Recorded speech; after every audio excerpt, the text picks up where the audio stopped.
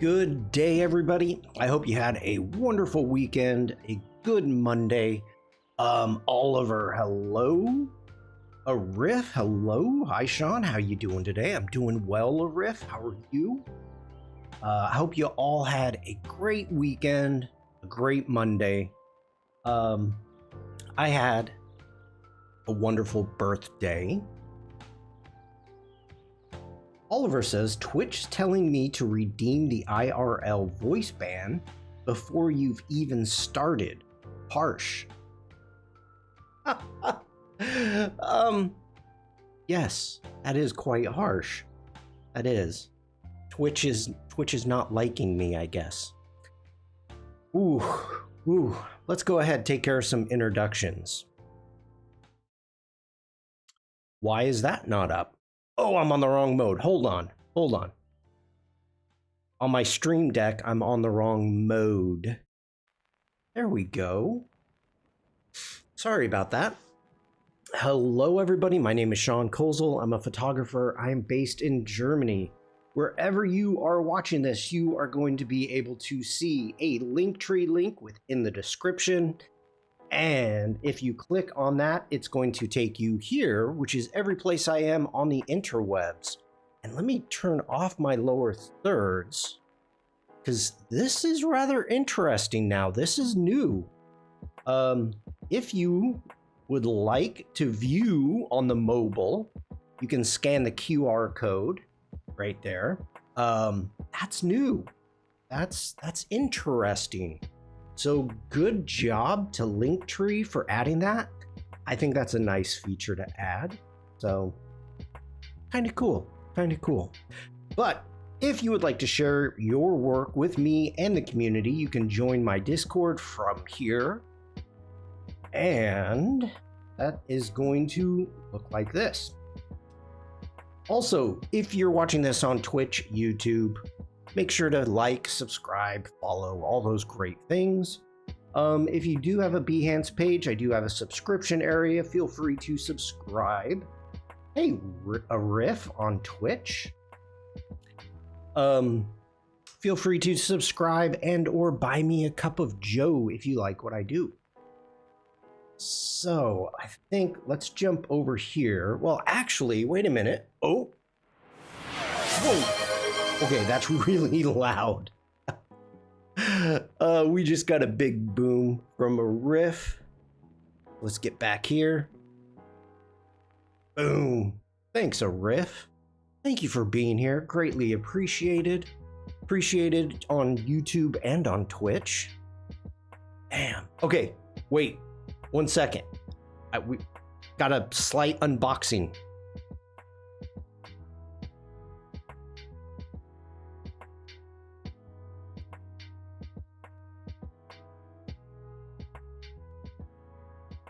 Okay. So for my birthday, the opportunity to get something I have not done in decades. I had the opportunity to get a quote unquote Lego set. It is not Legos. It is crafted in collaboration with Laser Designs. So it's not Legos, but it is blocks. And so I figured for my birthday, I'll treat myself. So I got me the Adobe Founders Tower. I thought that was pretty cool. Sandrine, hello. So it showed up for my birthday, and I haven't done anything with it yet. So all the pieces are still in the cases. But one of the things that makes it special is this little piece by itself with the Adobe Lego. Arif is saying cool. Oliver saying nice. Yeah, I have, to be honest, I have never ever had a Lego set.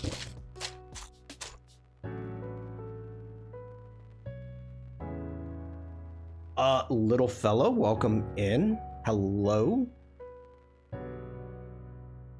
I'm gonna keep going. I don't want to answer a few questions right now, not while I'm streaming. So we've got the Adobe logo right there. That's what the final piece is supposed to look like. And to be honest, you know, I've never had, when I had Legos, you bought like a box of Legos. You didn't buy sets. So this is the first set that I ever had. If I figure out a secondary camera, I might do it live. I know people have done like Lego sets live. Definitely more of a Twitch thing than it is a YouTube thing, but it might be fun. Little fella says, I had a castle set. I had the, like, I think 108 piece set that it had all the different containers on the inside, and it had things you could build out of it, but it was definitely not a set in the sense of you're supposed to build this. It was not. I think all my Legos came as sets. Lots of sets. That was like the 90s, I think. Mine were from the 80s. Like, mine's from the 80s. Way back, way back. But I'm old and stuff. Older even now that I had a birthday. All right. I think, let's see, what do we got?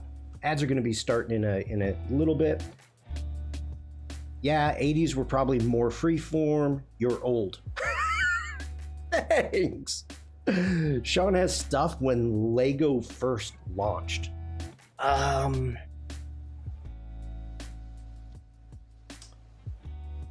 Maybe. That's, what year was that? What year was the first Lego?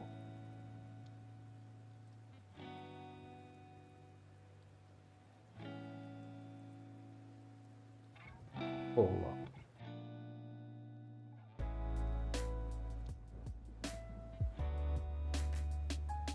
on. Okay. I started typing and it says, what year was the first Lego Star Wars set released? What? That's not even what I typed, Google. What are you doing? No, I don't want Star Wars. Little fella says, I had a...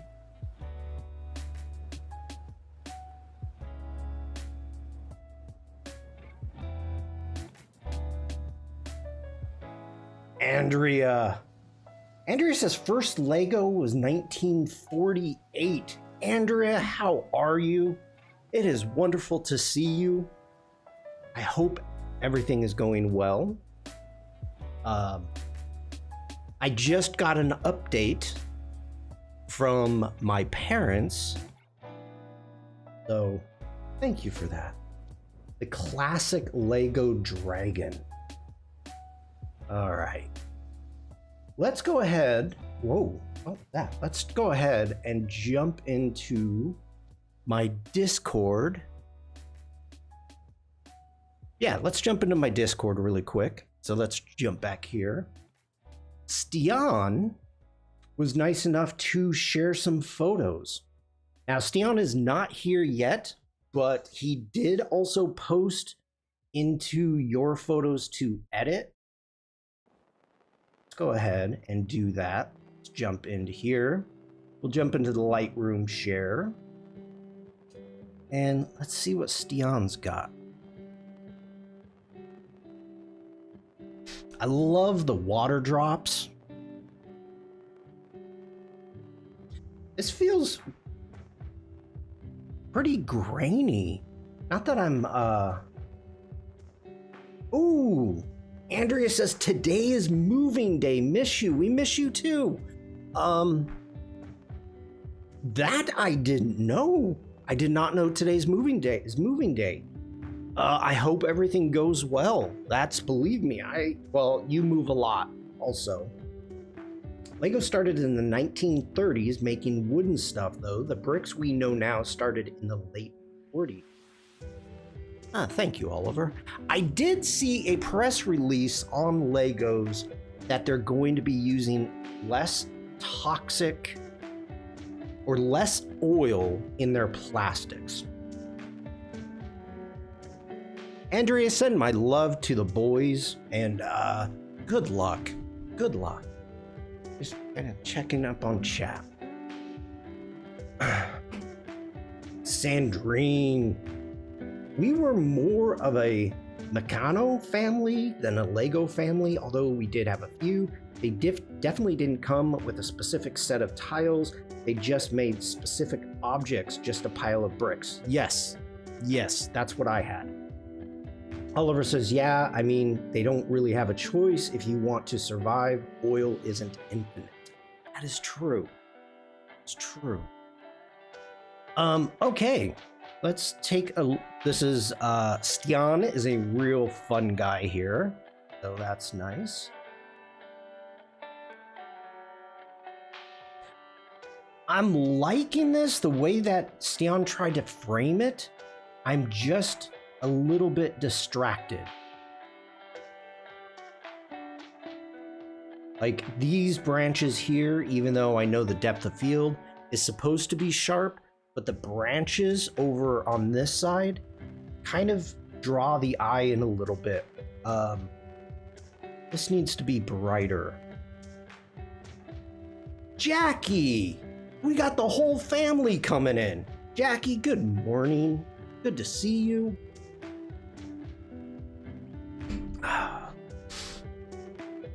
But I like it. I like the thought.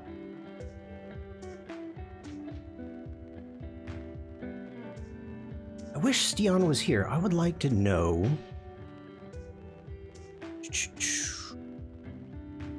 Okay. Elena, hello.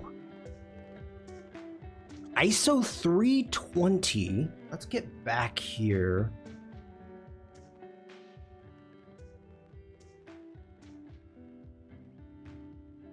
Whoa, okay. ISO 6400. That explains the grain. ISO 5000. Why, Shawn?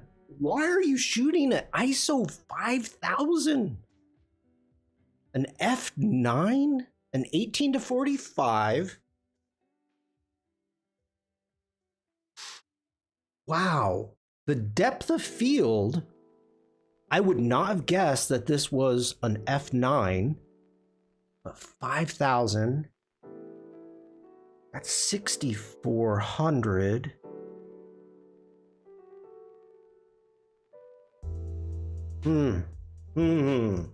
Interesting. Okay, ISO 320. I like the fact that we can actually look at all this information on the photo. ISO 400.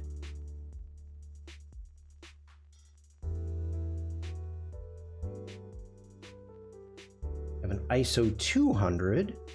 Sandrine says, hi, Jackie. Talking to Jackie over on Facebook. I'm the messenger here.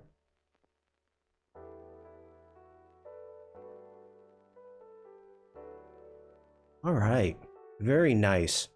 Shawn did ask if I wanted to re-edit some of these, and I may.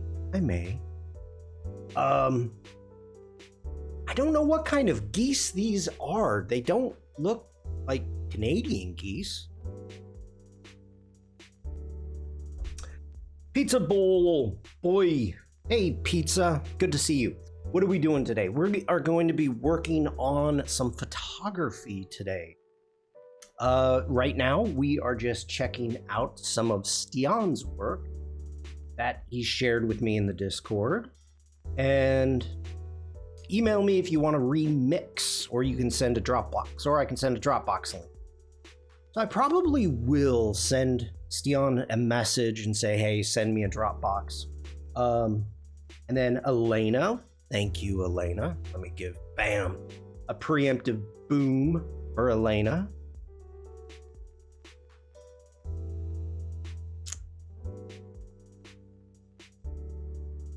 Let's ask Oliver about these geese. They're barnacle geese. Barnacle geese. Ah. Have I been doing color grading in DaVinci Resolve? No. No, I have not.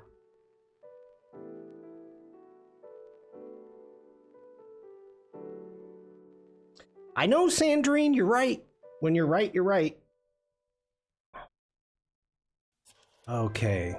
So yeah, I will talk to Stian and put together a stream how I would edit your photos. So if anybody would like to jump into my Discord, we've got it right here, your photos to edit. You can end up sending me some images and I will edit them live.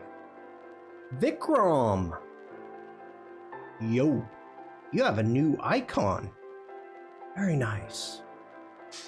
Okay, I think that's all we've got to check out for today. So let's get to it. Let's jump into Lightroom Classic. So for my birthday, for those of you that may be familiar with Germany, Mrs. Shawn and I decided to take a long weekend. We took 4 days and went over to or near the national park, the Eifel National Park. And we stayed in a town of Monschau. And why did none of my keywords come over? That is really strange. None of my keywords. All right, let's do some quick keywording. Monschau, Germany,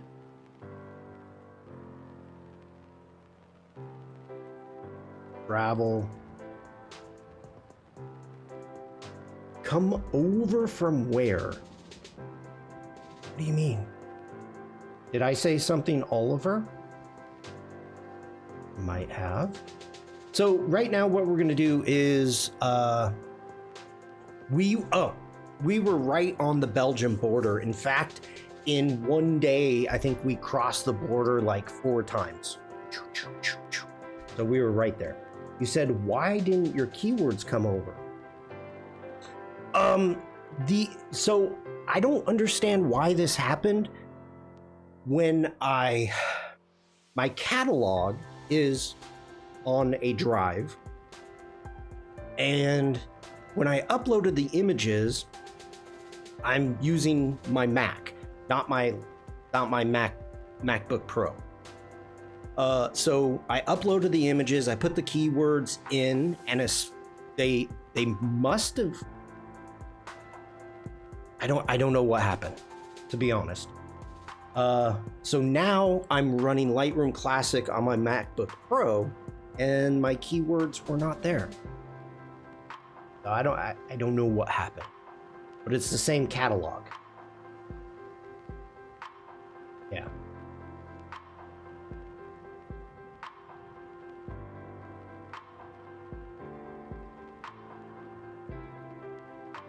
All right.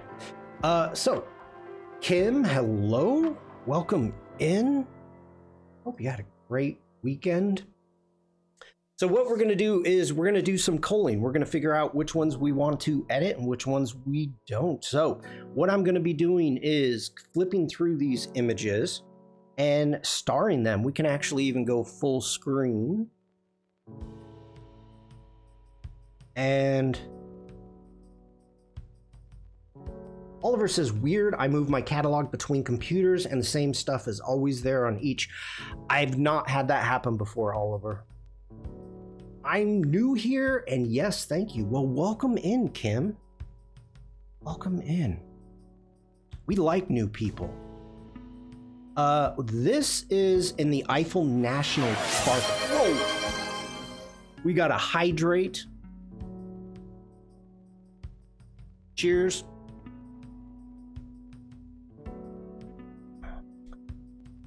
And who was that? Elthing? Nice. You can drink the water in the pitcher, right? I wouldn't. I mean, it's crystal clear, but I wouldn't. The interesting thing about that, so where we were in the Eiffel National Forest, I mean, you can, but I wouldn't. There are actual like spigots. Oh, it's crazy. Coming out of the cliffs, there's spigots for drinking water. Now, if I came across one of those spigots, yes, I would drink out of that. Would I drink out of a river? No, unless it's high up in the mountains. And this, this isn't the Alps. So probably not. No. And everything, for those of you that are new here, that may not realize this, I shoot very dark. I expose for highlights. So that's why everything is coming across a bit dark. Coming out of the cliff, it's filtered down through the rocks. That's probably fine. True. Safe a photo elite. Safe is boring. If you all didn't talk so damn weird, I'd be moving to Denmark right now. You might ingest newts by accidents. That's true. That is true.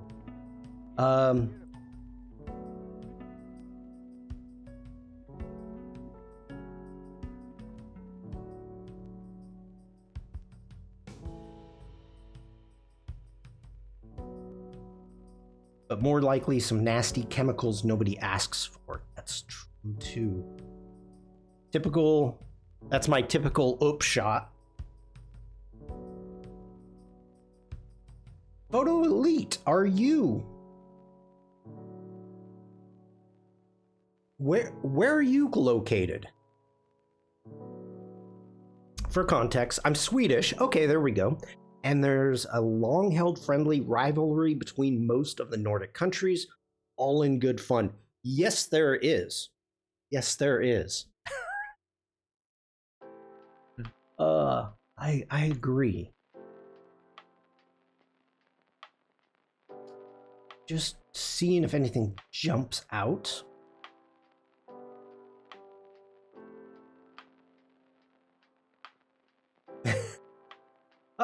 I see that now, little thing.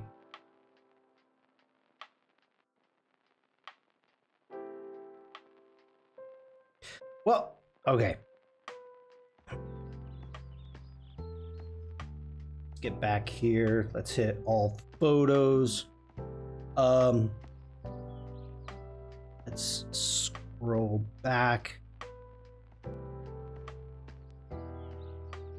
One moment.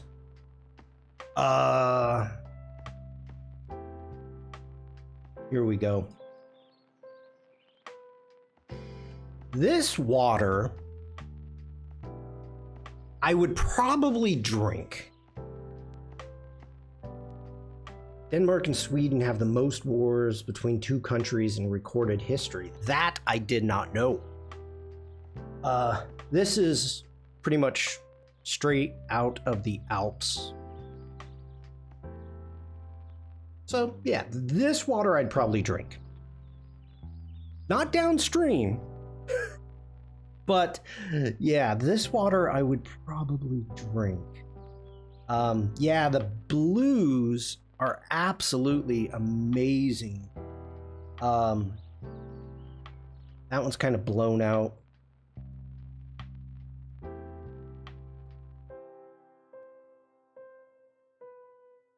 Yeah. About 30 years in about 30 wars in 800 years. Jeez. That's no fun. That's no fun. Where are you based again? I am in Germany. Okay, let's get back into Monschau. Yeah, where are we?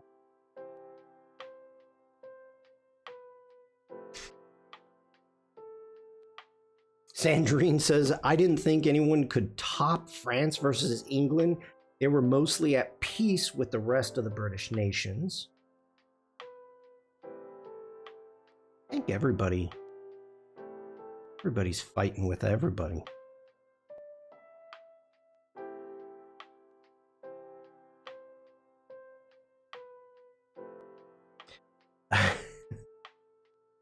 Good point, Oliver.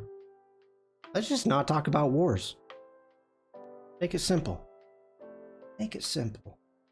Because there's definitely too many occurring right now.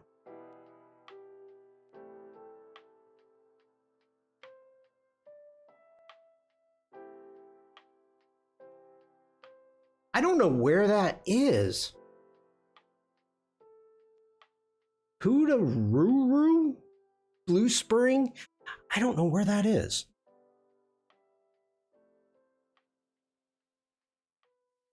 Oh, northern New Zealand. No, I have not been to New Zealand yet. I want to. Oh, Kim. Kim says, yes, please. Been dealing with some border conflicts over here. Yep. It's on my bucket list next time I'm going.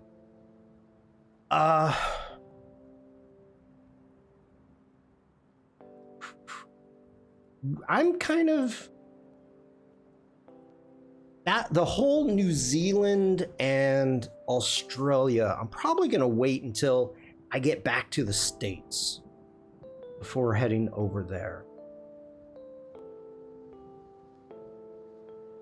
Went to the South Island last time. Nice. Okay, so this is Monschau. This is a old, at one time, a very rich German village for making materials, clothing, cloth. And so this represents up here where they would hang their clothes. And on the cliffs all the way around the village, they would have these stands where they would stretch and dry the cloth. 24-hour plane travel, 2 days to recover. You need to make it worth it, at least 2 weeks, and probably more. You definitely need to save up for that. Well, we did 2 weeks. That was our Scandinavian trip. We did 2 weeks.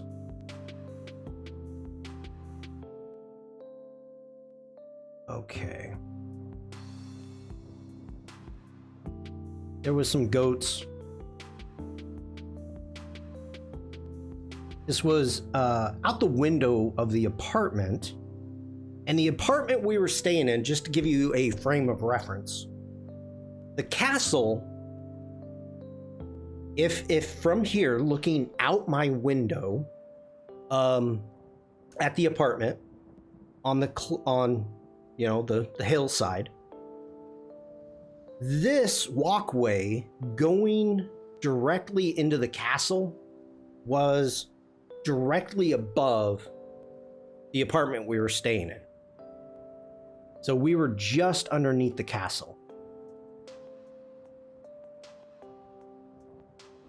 Okay. Just seeing if any of these kind of jump out at me. Oh, that's a maybe. I had 4 weeks in New Zealand and it was crazy expensive, like 2,000 euro for planes alone. Dang. I just heard a colleague ended up getting tickets flying from Germany to South Korea for like $900. Dirt cheap. Dirt cheap. Okay, now we're getting into the Eifel National Forest on a hike, and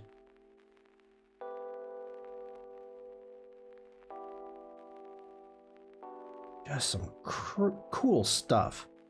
Uh,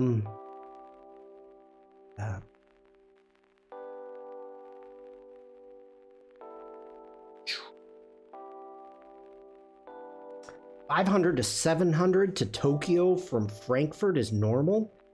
Holy snikes, I had no idea.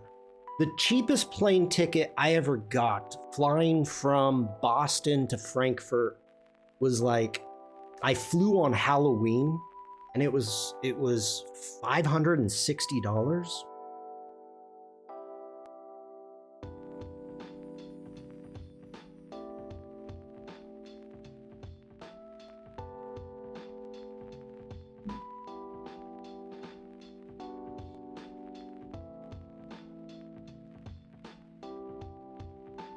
Photo says you can find crazy cheap if you look hard. Last time I went to Texas, I got a round trip for $900 from Sweden with checked luggage. And I can fly directly from my hometown to London for 18 pounds. Holy cow.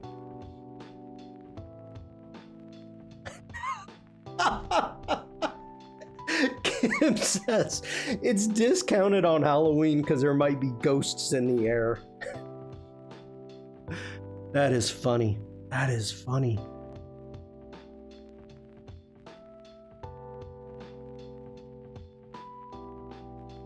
Any more? Okay, so for those of you that are new here, just to give you a little bit of background, my last trip a couple weeks ago, was the 41st country that I visited. And Mrs. Shawn and myself, we love to travel. And throughout the last 12 years, 14 years that we've been doing the traveling, we started out trying to get the Ryanair cheapest flights, no checked luggage, nothing like that. And you know, we would fly to Rome for a long weekend, 3-4 days, and it would cost like $60. You know, dirt cheap. And anymore, Penny, hello. Anymore, instead of the price being the most important thing, is when do we get to roll out of bed? When is a comfortable time to leave or come back? That's kind of an important thing now for us. Also, I am Asian. Are sceneries in Europe often gray? Kim, it has been so gray here. Absolutely not is it normally gray. We went through a stretch where it was wicked hot here in Europe. For the last like 2-3 weeks, it has been gray and cold and rainy, which is really uncharacteristic for August. So if you look at train prices in the UK, even within the UK, you can easily believe that you can fly cheaper than by train. Yes. I'm having dark gray rain clouds right now. Same here. It's chilly and rainy. I need to mow my yard. It's sunny here at the moment, windy though. Well, rub it in, Oliver. Last time I flew by plane, I paid 30 pounds with checked baggage, and I paid more for the train to the airport than the plane ticket. Ooh. Okay. So UK rail fares are ridiculous. I can fly to Ireland for less than a train to London. Jeez. Okay, so we got a little deer here. Little Ray, if you will. Just hanging out. We saw 2 deer and a fox. Did not get a picture of the fox. like that one.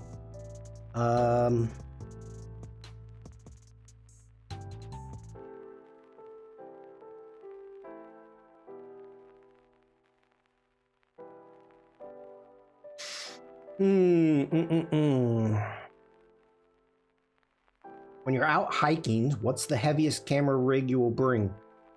All of it. All of it. Boom.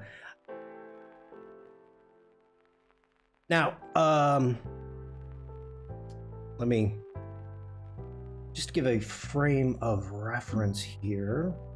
Let's see here.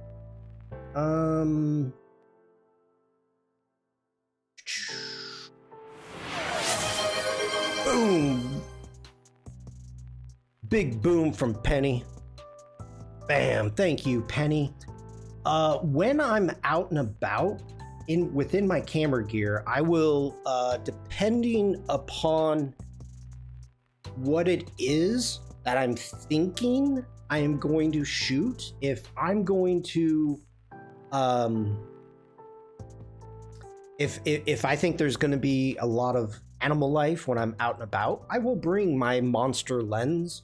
I will bring my backpack. I'll bring everything.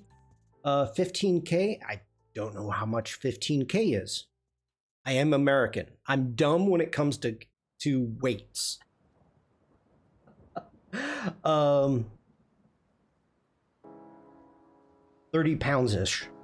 I've actually never weighed my camera bag when it's fully stocked.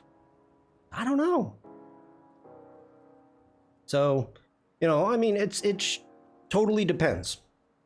Now, I do at times, let's get back into where we were, Monschau.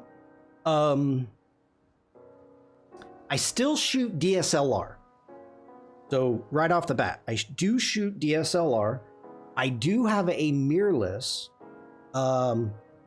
but I went mirrorless in 2011 with a Panasonic G3 when,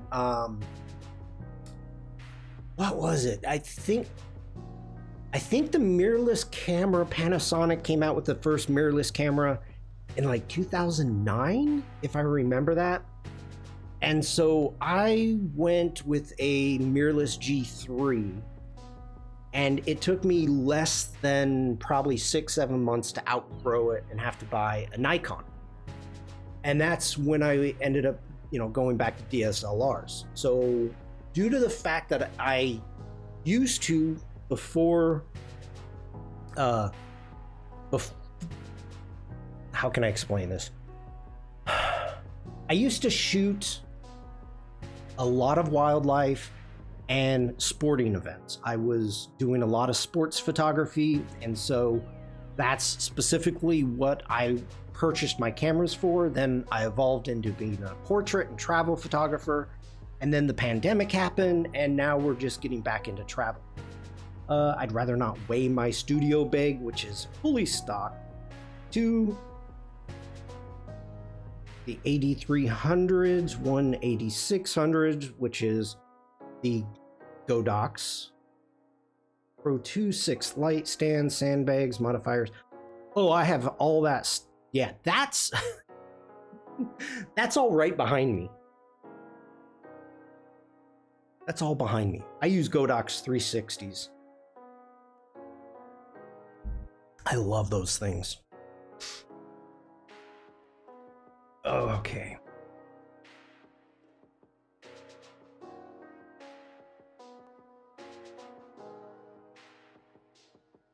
I mean,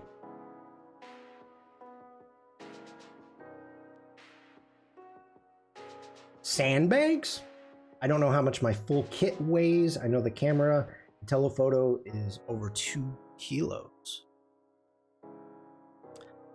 Yeah, sandbags. Hold on, really quick.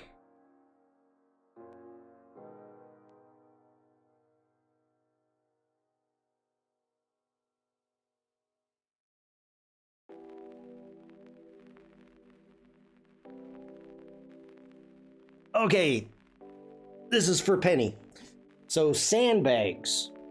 You've got sand in both of these, and they drape over your tripod, your light stands. So that way, when you're shooting outside, the wind doesn't blow over your light stand and break your lights. So yeah, I don't know how many of these I have. You have it happen one time, and the next purchase, other than a new light, are sandbags. So, okay. Oof, that was loud.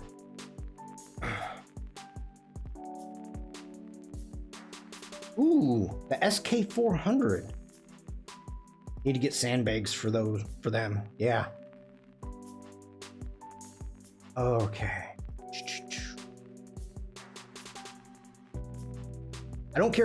Oliver's saying, I don't carry a tripod anymore. Gave up long time ago. Stuff flies away when I'm setting it up. Yeah. The other thing, let's get it here so you don't have to look at me. A lot of the time I will shoot with a monopod. Even indoors, it's recommended because somebody might trip or such, and you do not want to be on the hook for buying a new light when a sandbag is like 30 bucks. Yes, that's a good pro tip. Good pro tip. Where are we?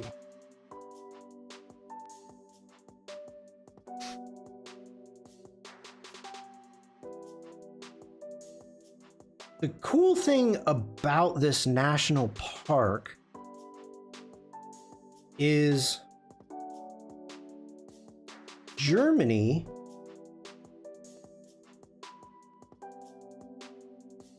an eBay listing for what? That needs to get cleaned up.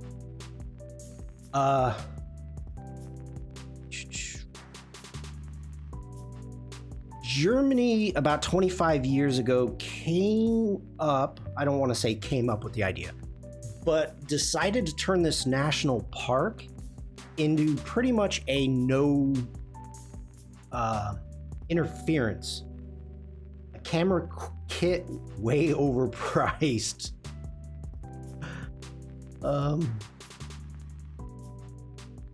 Yeah, you can.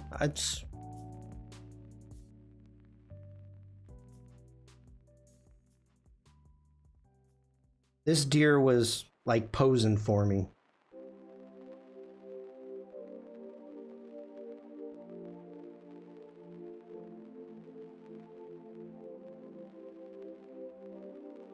I've been wanting those Cobra monopods that the Petapixel folks love so much for my event coverage, where I just have a single 300-watt strobe and a small modifier.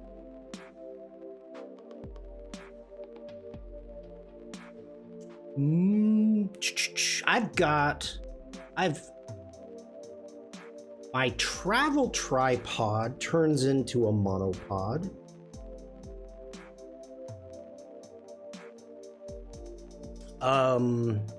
And then I've got a carbon fiber monopod.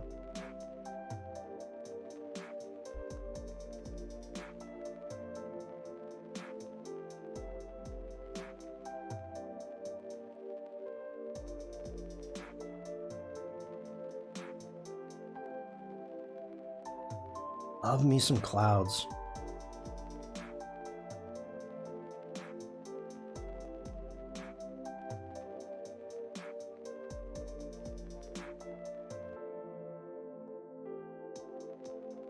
This was supposed to be a red Hirsch, which is a red deer, which is a huge deer,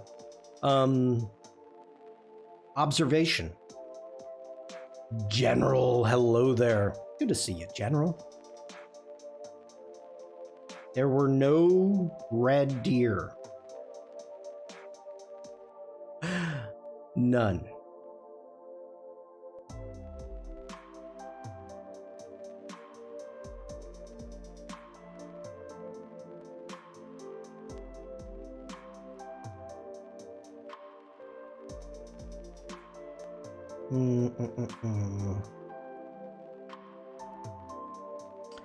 That lake is so far down.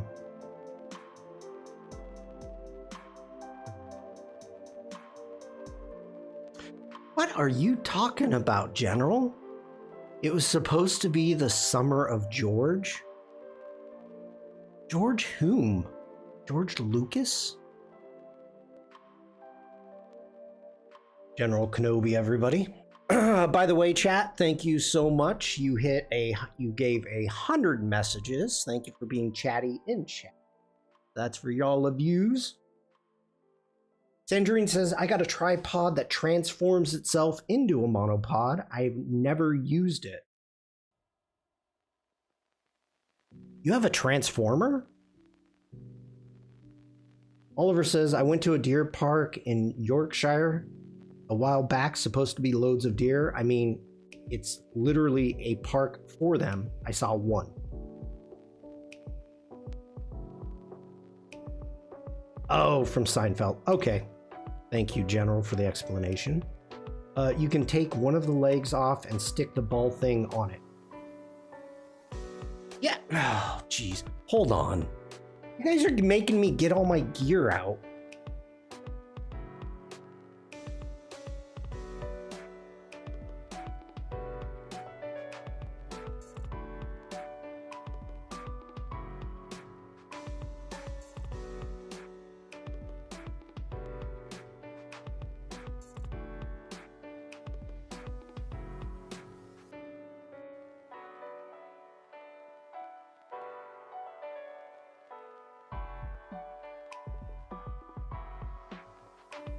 Okay.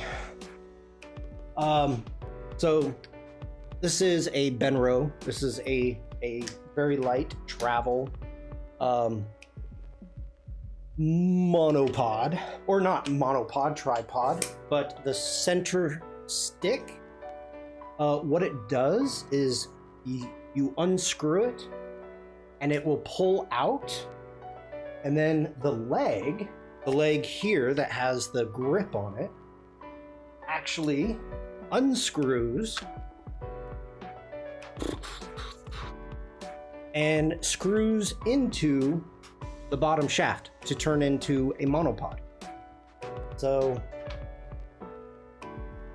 yeah, personally, I mean, I use this when I travel, so it works well, but I would rather have my carbon fiber. Okay, set that over there.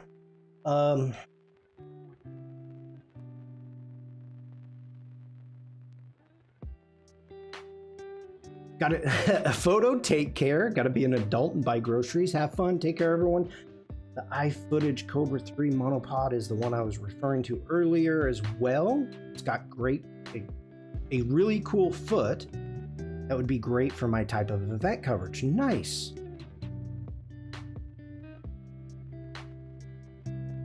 Legs don't come off. That's a good thing.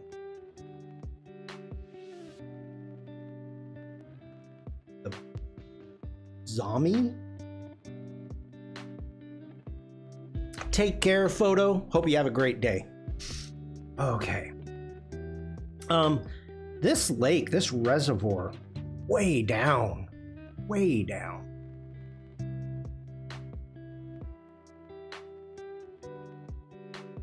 I used to have a carbon made Manfrotto, but that's when I was rich.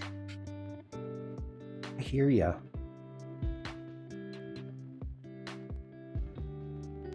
I mean, really, the legs don't come off of them either. Well, that's why this is a travel. This is it. Okay, I've got studio tripods. You know, this thing folds up like this and it gets really small. So, you know, it's specifically for traveling. I do not use it as my studio tripod. My studio tripod is massive. Yeah. So Okay.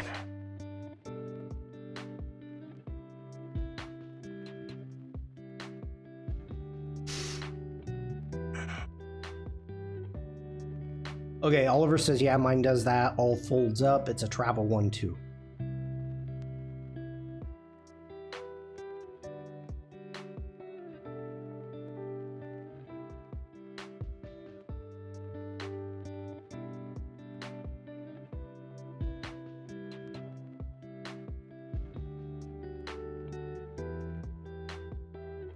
It was pouring down rain on us on this day. Almost all day it was raining. And we had two specific days. One was for the hiking, and you saw that. Then the second day, full day, was going to be exploring the village. And we just got soaking wet. The one I have now has a special user manual to fold it properly so it doesn't take any space. IKEA diagrams are child play compared to that. I never get enough patience to fold it properly, but when I can, it's actually super small. The sky was angry that day, my friends. Yeah. Thank God I had my rain gear.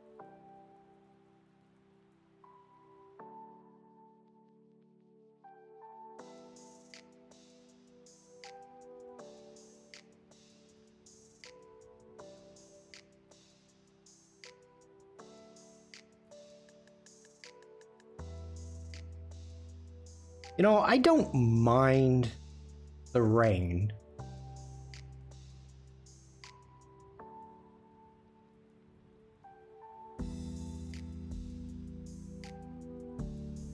Just don't like the way the photos turn out with the sky.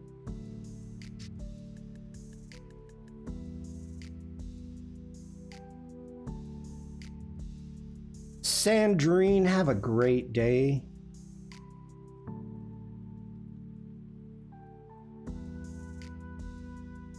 Thanks for being here.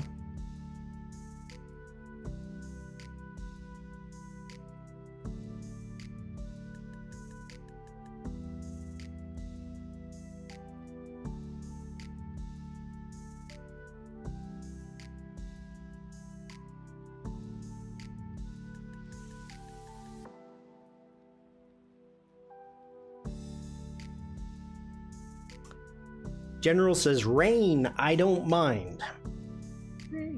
How do you feel about sand?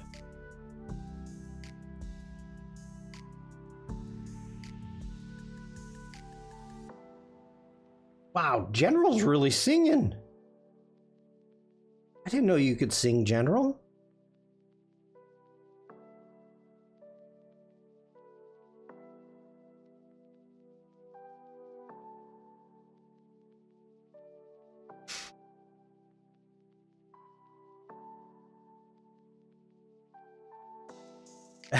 No. General says, you have to sing it. No, I really don't have to.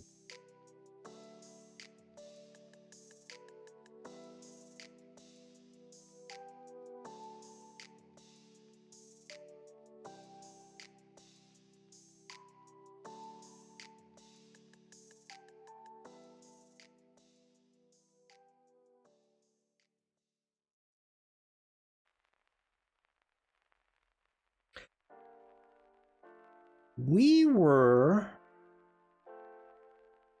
out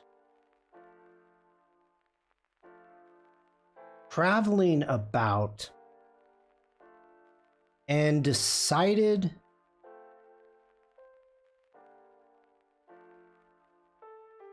to go into a town, and oh my gosh, I can't remember the name for the life of me right now.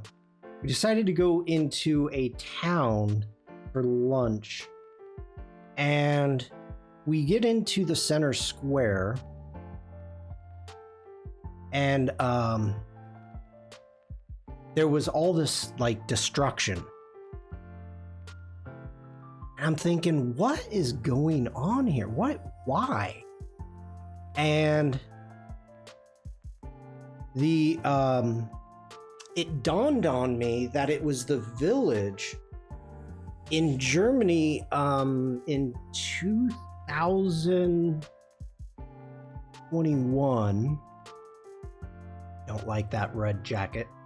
In 2021, there was a flood event that occurred, and it ended up being that town, and it was like, it had something like 3 meters of water going through the village, just like this, with the river just like this, and it wiped out like a lot. And so a lot of buildings were still boarded up and still recovering. But wow.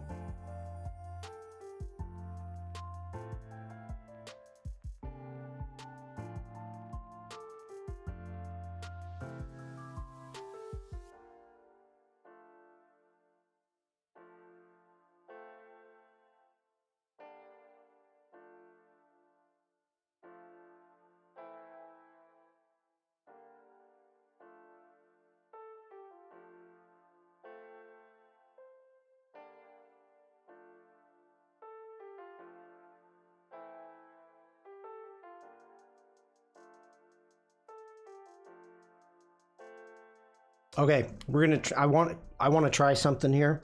So this image here, I specifically took it for the new reflection removal. Now, the big thing with reflection removal is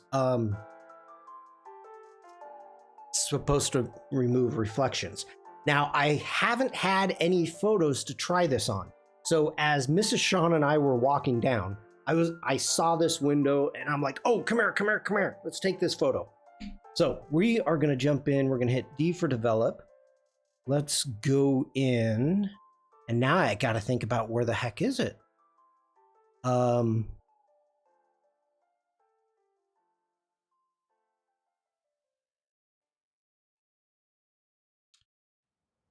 Reflections. Okay. Go ahead, turn that on.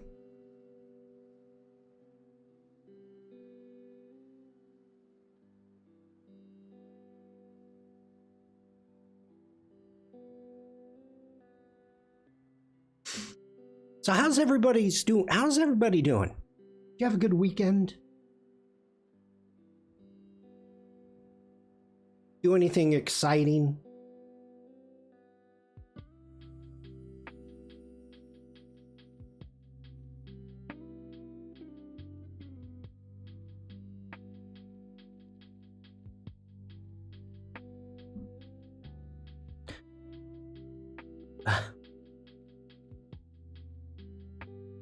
Oliver says no. All right. We've got that set to best.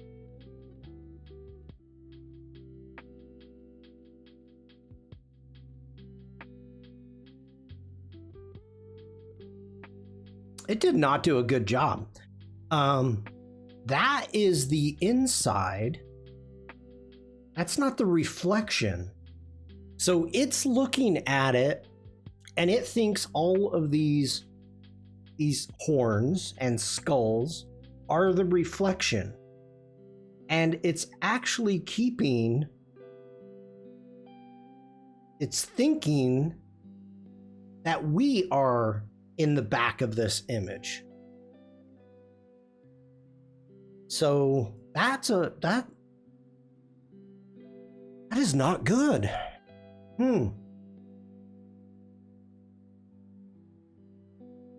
I mean, I guess it removed our feet, our legs. You can see our legs down here.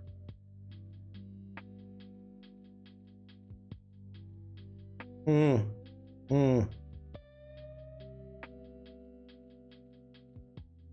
go ahead and reset that. Okay, failure.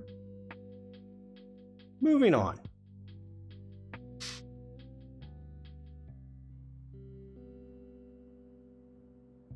I mean, look at this rain.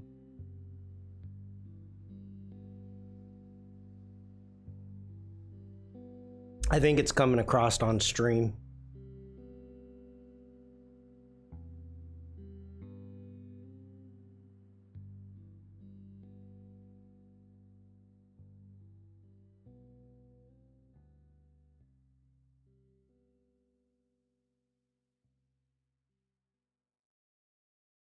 Hi, Umacorn.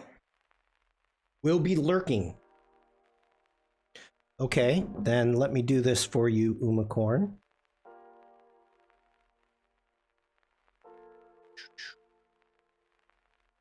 One moment.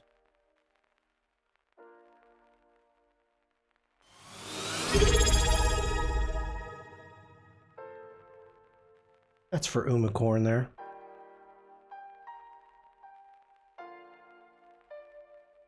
We're lurking on the iPad.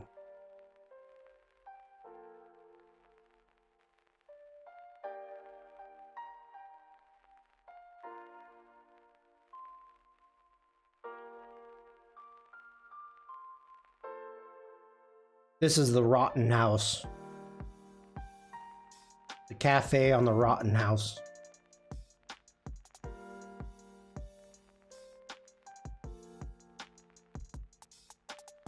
That's not true. This building is called the Red House. And so it's the Rotten House. But I just thought that was funny.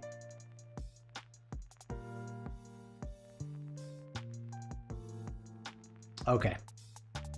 Let's keep going. Only a few left.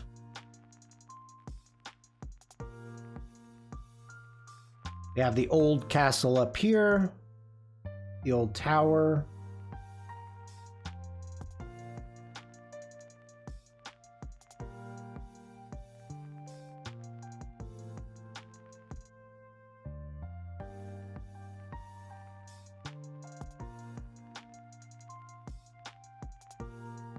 Something is rotten in Denmark.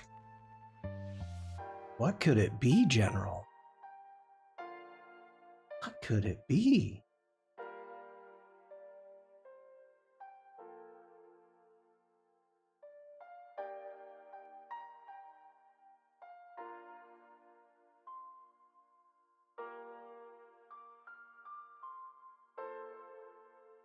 We popped into the church while it was raining and then came back out and it stopped raining, so...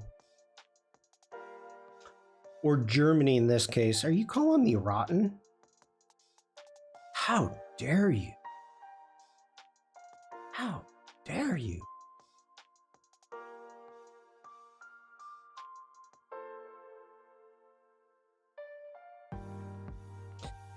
That's kind of cool.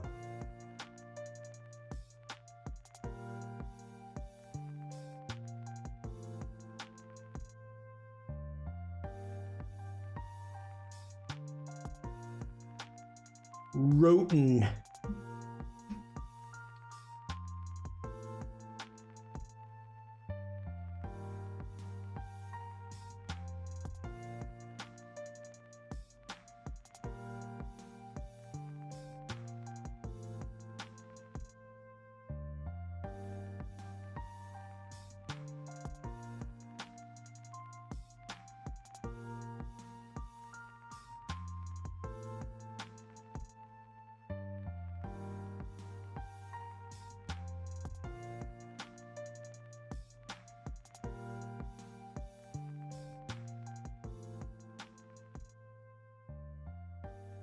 This is kind of cool. They've got this artwork, which they added the people's names as the people within the village got married. So I think the oldest here, maybe from 1999.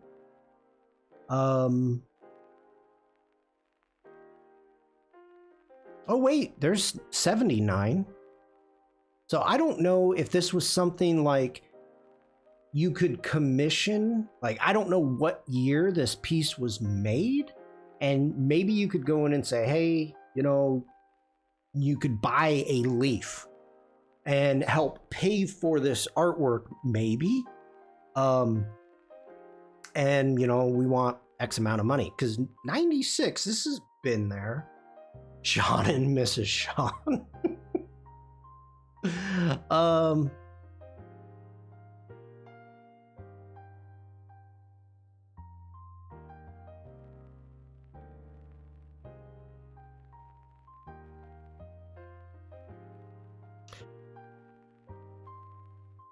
Okay, you've given me an idea.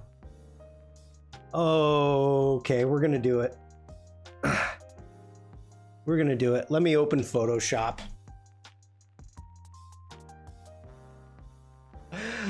Oh, I don't know if I'm gonna be able to match the font, but we'll try.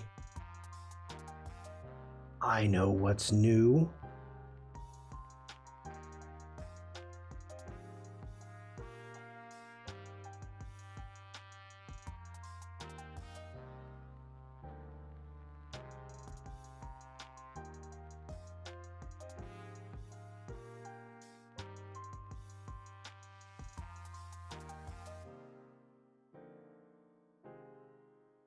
Okay, let's see. Who do we want to remove is the first question. Do it or do not. There is not a try. So let's make a new layer. Come up.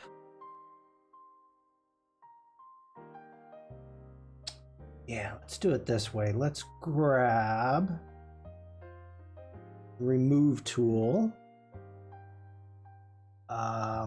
Go to auto. You don't need to find distractions. And making sure we want to create a new layer. That's new. So we can actually eliminate that layer. And let's do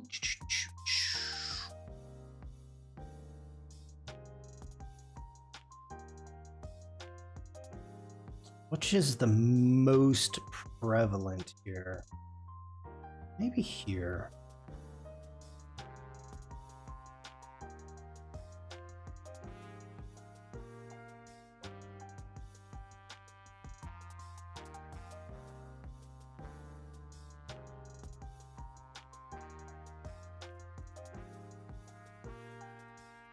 Dang, that did a good job.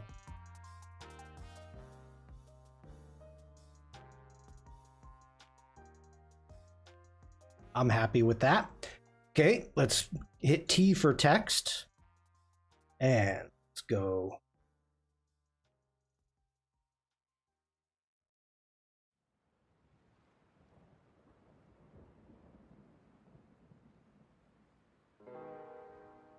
That is really pixelated.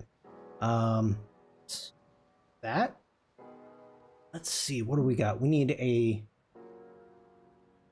a sans serif.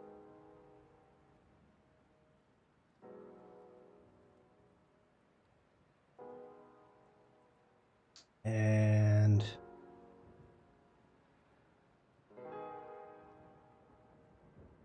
no.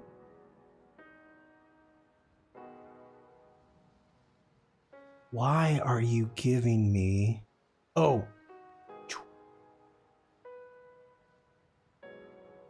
Okay. And let's turn that off.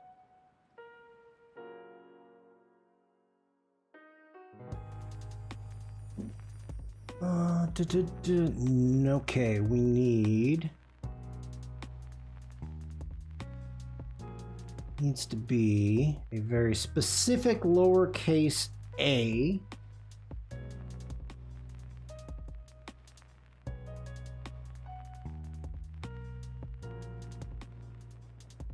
No, General. No.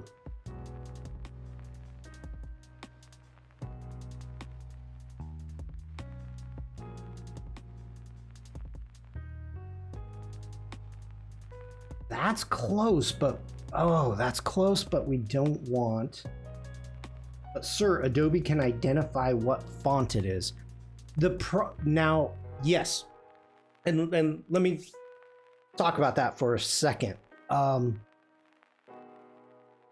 So one of the issues is Adobe is not good if you've got anything cattywampus, if it's not just straight text, or if you've got a bend, like what we've got, you know, you have an arc, you have anything like that going on. Illustrator is not good at figuring that out, what the text is. So if I come around, let's keep coming. That still has that funky arc.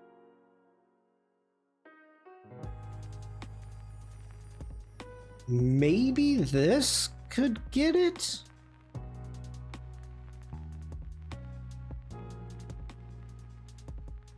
Colors are off. Okay, let's do a quick screenshot of that, and that is really, really small. Let's jump back over here. Go to fonts.adobe.com and let's do a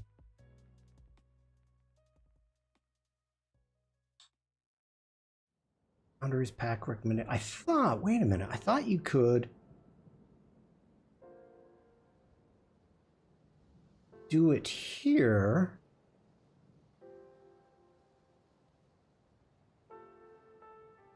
Recommendations. Oh, here. Upload an image, desktop, boom, boom. There we go. You can do font ID directly in Photoshop. Okay.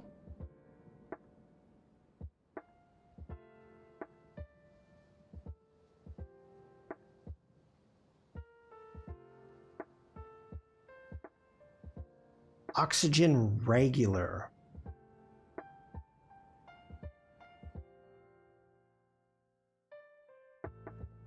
Okay, that's saying oxygen regular. So they've changed fonts over the years. If you look at the A for the kale and you look at the A for mantle right here, you've got two different fonts. So I think the oxygen will work. But all right, let's go to type. It was in Photoshop before in Illustrator? How did I not know this?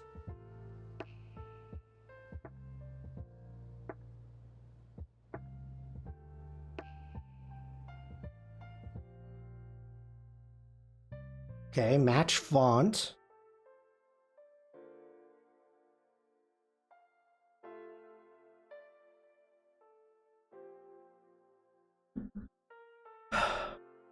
General.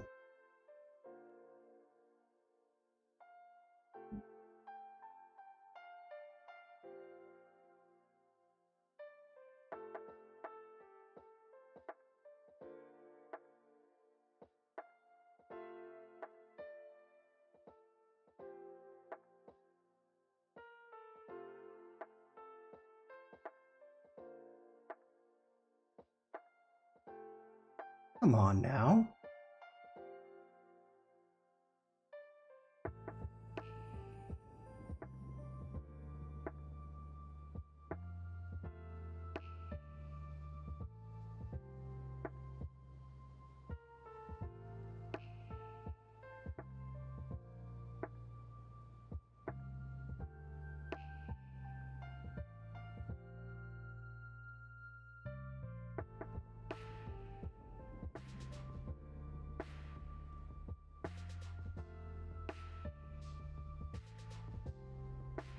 So that's funny. So Photoshop is actually coming up with Novel display.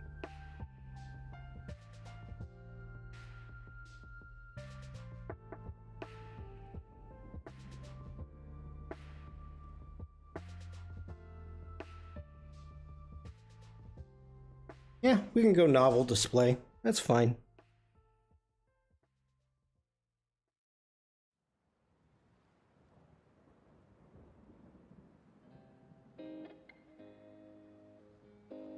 Novel display.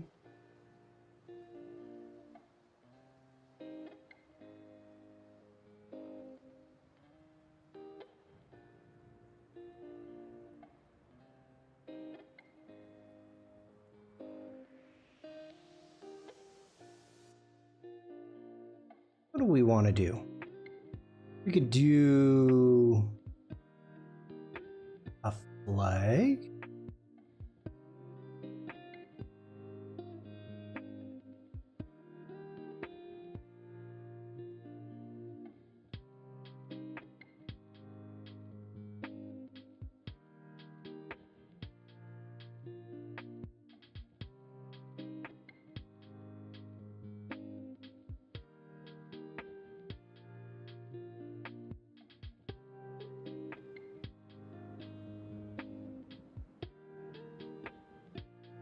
And let's go text.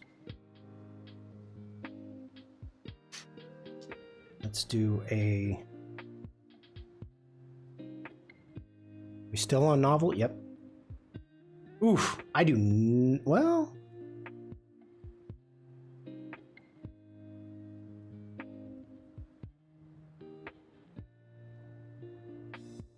I do not like these numbers.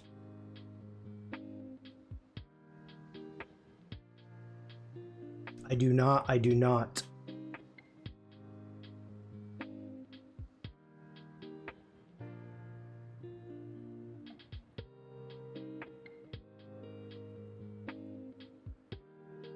Hey, Bruce.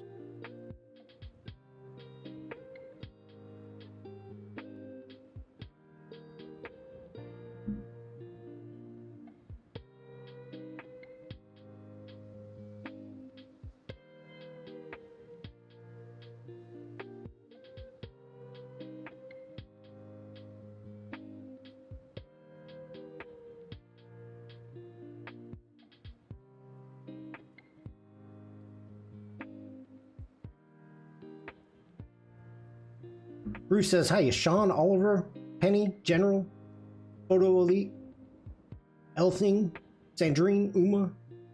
Oop, you're all are doing well this fine Tuesday.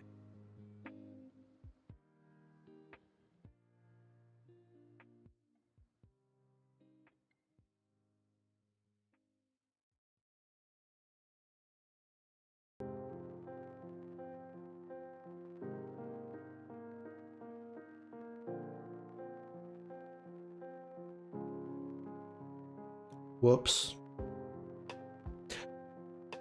Have the commercials started coming back on the music?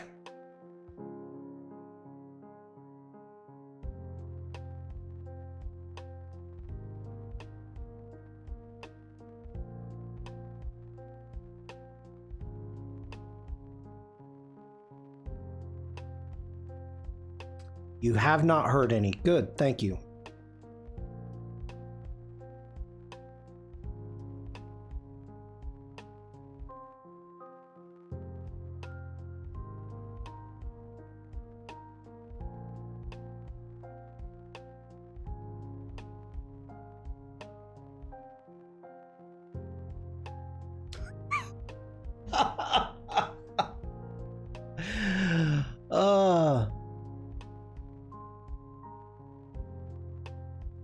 I like it. I like it. Good idea, General.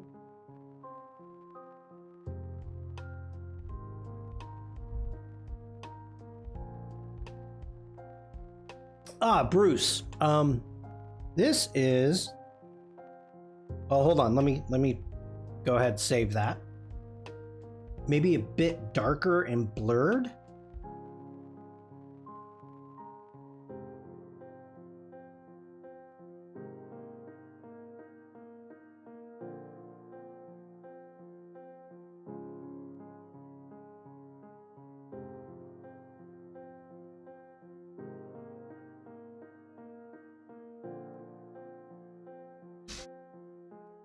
Um...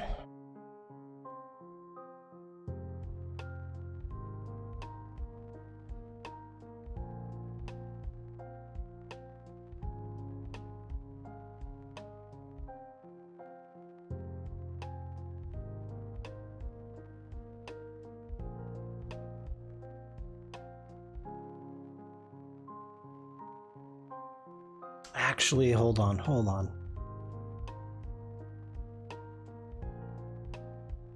want to match that color.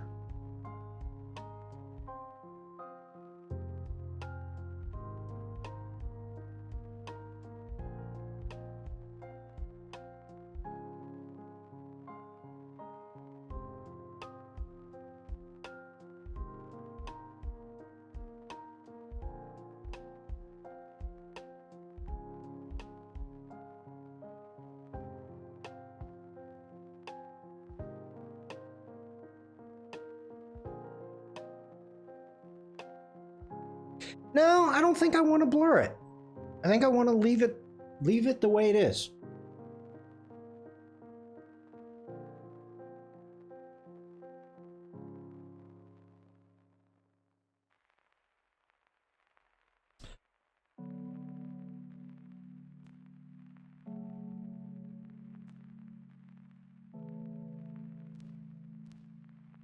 Okay, so Bruce, this is a piece of artwork that is in front of a building in Monschau.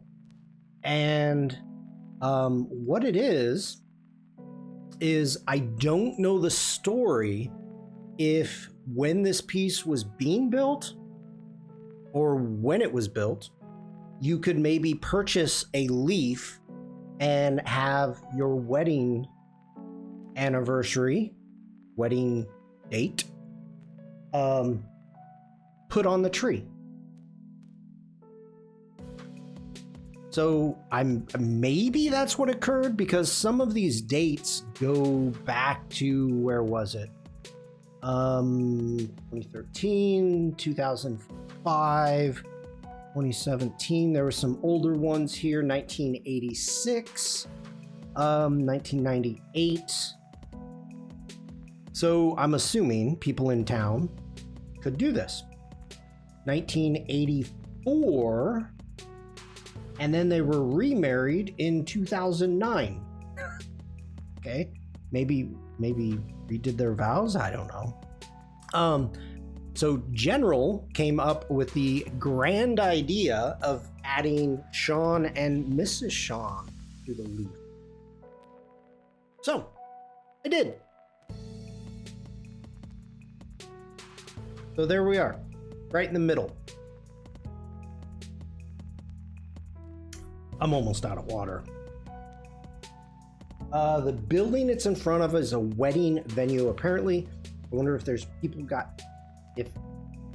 wonder if it's people who got married there. Wait, how do you know? Is this the rat house? Because people get married in the rat house. Wait, I gotta see. Who did we replace?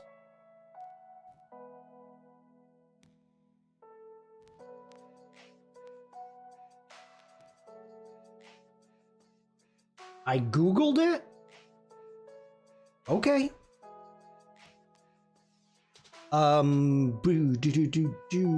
This church.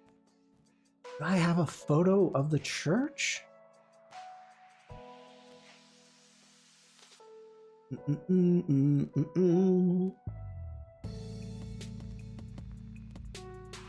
I do not.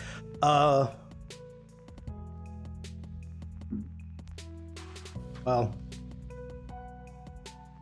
this steeple, people were getting married in. Not in the steeple, in the church. You Googled it. Good job, then. All right. Let's keep going. Just a few more photos. Oof. We just got a big boom from Elena. Hello, Elena. Thank you.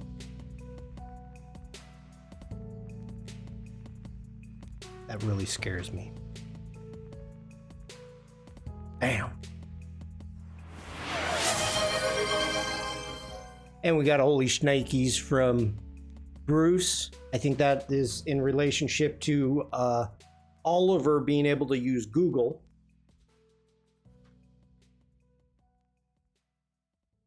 That startled me. Me too.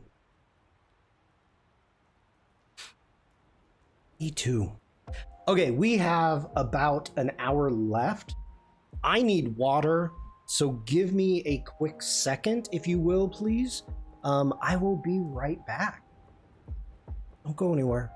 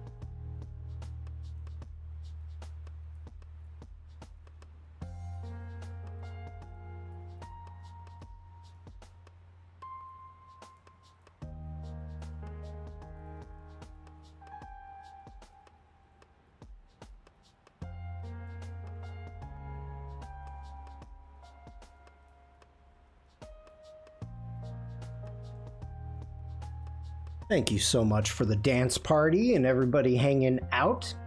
The building is House Treesdorf. Treesdorf. Who knew?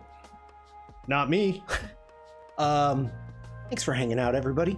And by the way, Devlin, if you are lurking, I actually jumped in and watched a little bit of your replay from your stream. Good job on InDesign.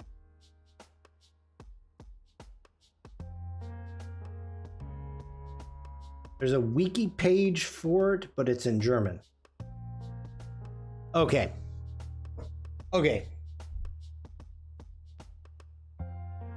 So Oliver,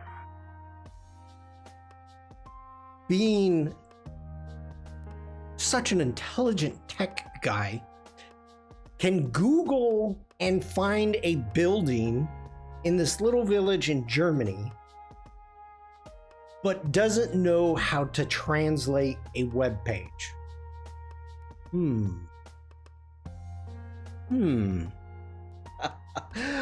Bruce is saying, Clever streamed? Yeah, she did 2 streams. Yeah. So, welcome to Streamer. Oh, okay, Oliver did translate it. Good.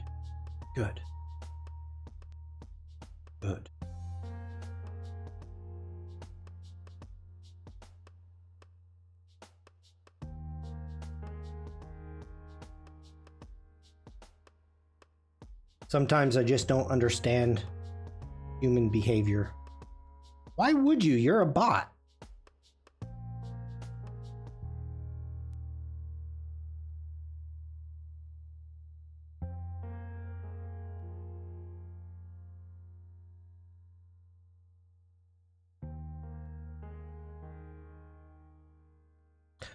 All right.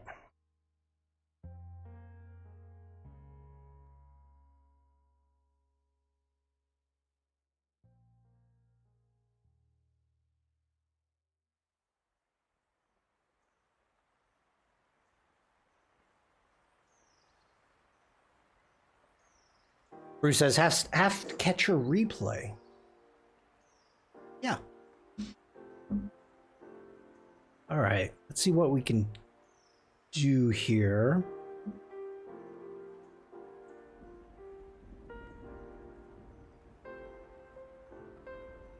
Did a pretty good job. So the house now belongs to the city region of Aachen. Okay, we have a book. It says this had the house completely renovated inside and out and set up as a representative place for receptions, conferences, and civil weddings. For this purpose, a wedding tree was set up in front of the house on which the newlyweds can immortalize themselves with their name and the wedding date on artistic glass plate.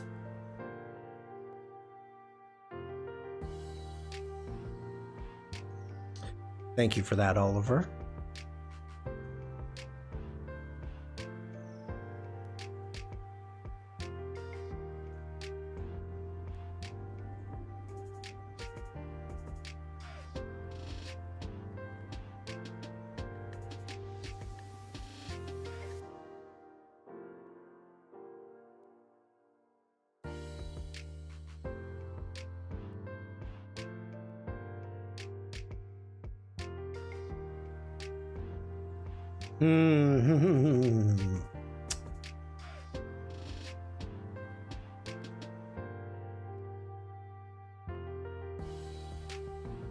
Let's name that sky. Let's go ahead, duplicate and invert. Back to our sky.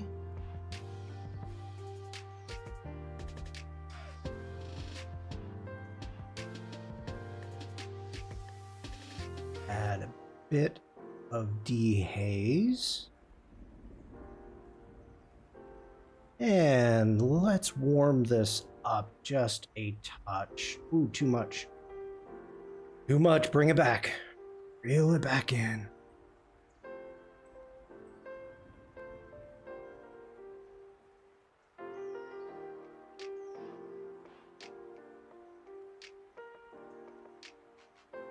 That's nice.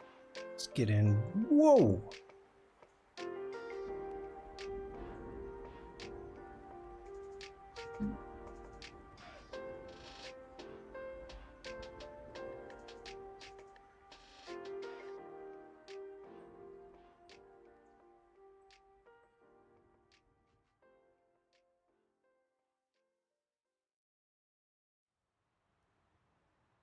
So, I tell ya,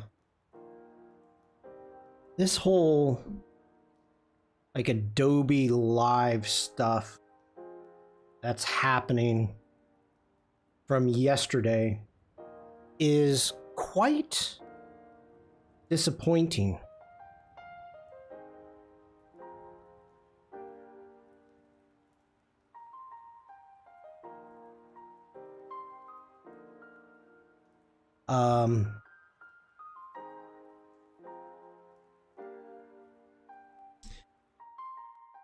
Well, yesterday, Oliver, yesterday, Jack and I were talking, and came up to the conclusion that we were not going to hold Prompt Jockey because there was supposed to be an Adobe Live, but not live, a recorded Adobe Live, and it never happened. So people showed up at 5 o'clock or whatever time it is in your time zone, but at the time that this was supposed to be live, people showed up, and there was nothing there. It was just a starting screen. And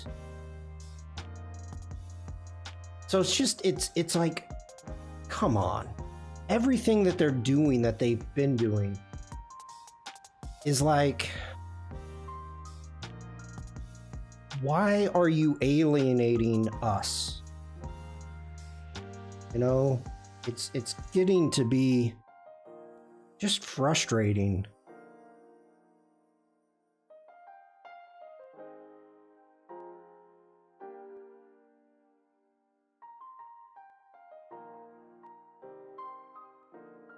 Ah, yep, that's when it was, Oliver.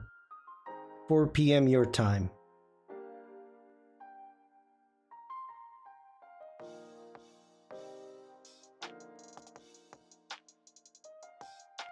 I don't know. There's more changes that are coming down the pipe. And I'm not happy about it. Not a fan for what's happening. So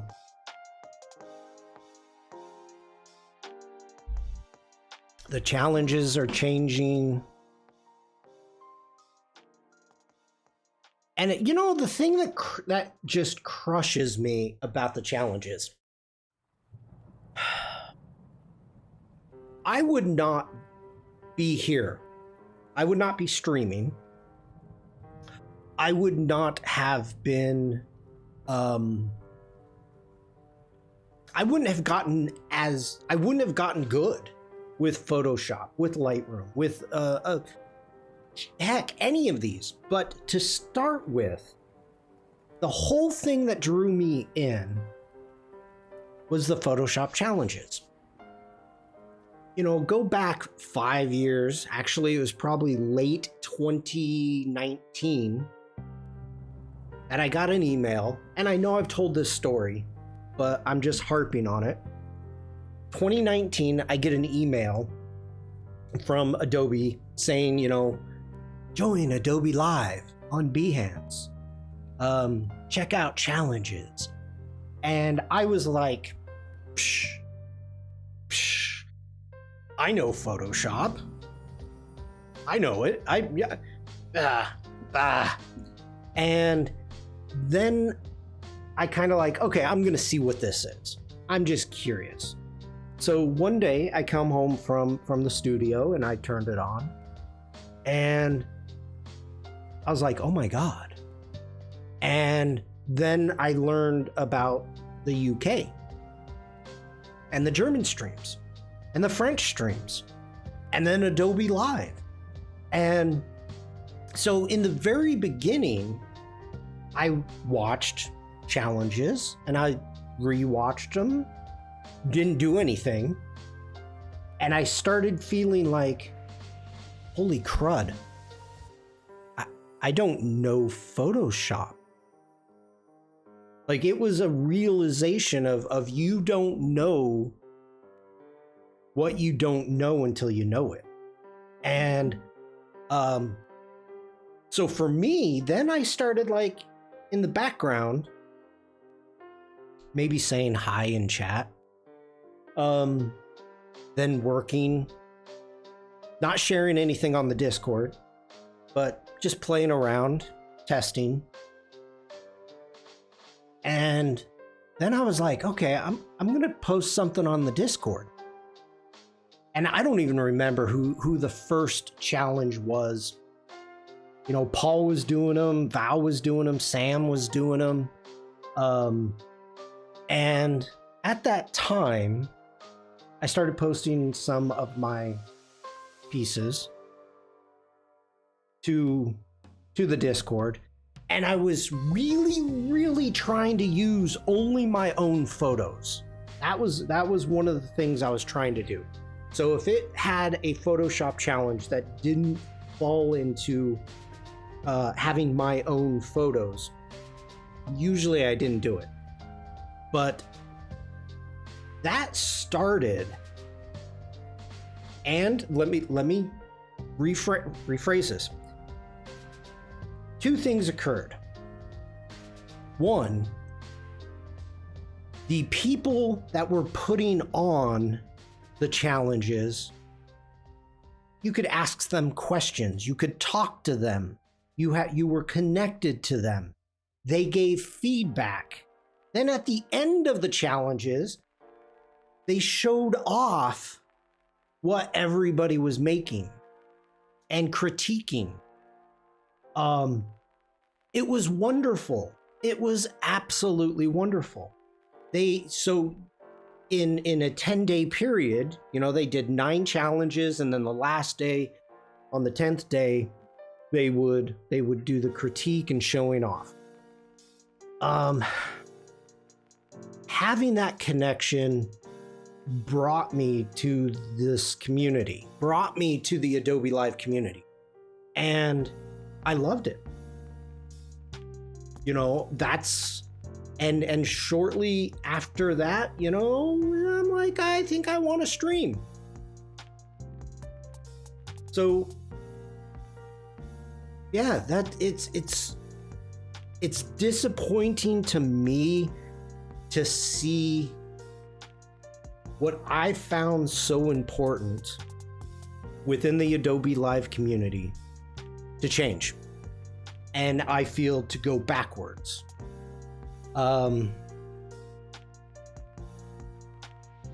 Shawn, hello. Yeah, so, and that's my gripe. That's my gripe. I miss the UK streams. Yes, me too. But at the same time, I know I'd miss a bunch of them now, not being at home all the time anymore. Yeah. Shawn, while you're here,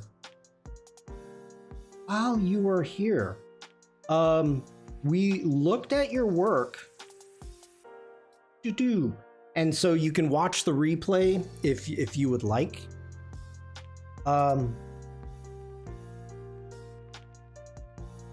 If you would like, Devlin, hello.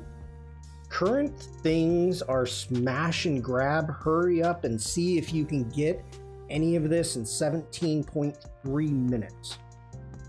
Good stream, Devlin. I watched the VOD. Stan, feel free to send me a if you want me to edit some of these, go ahead and send me the unedited on like somehow, however you would like. Dropbox, not Dropbox. How about like WeTransfer or something like that? However you want to do it. But yeah, I would love to work on this. So I would be happy. Okay, let's get back into here.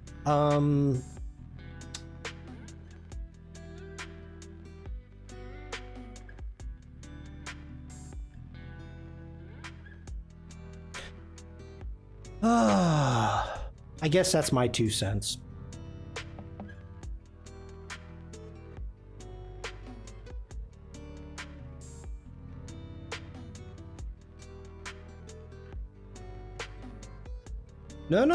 No, Shawn, don't worry.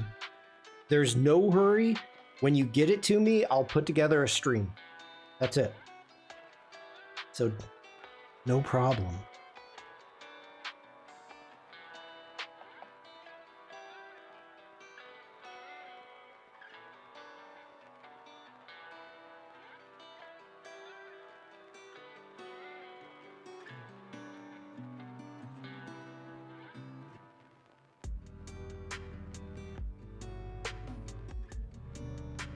I like that. All right, moving on.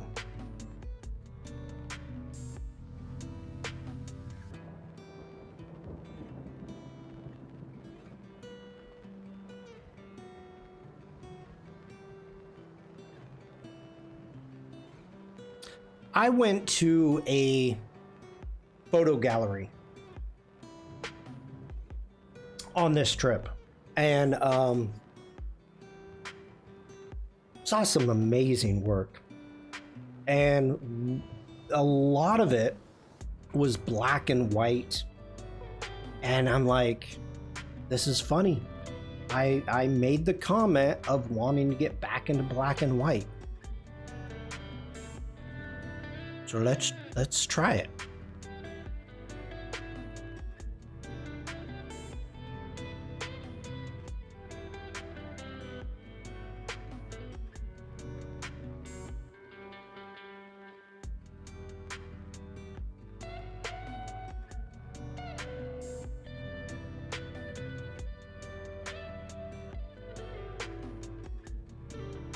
Oof, that's kind of crazy.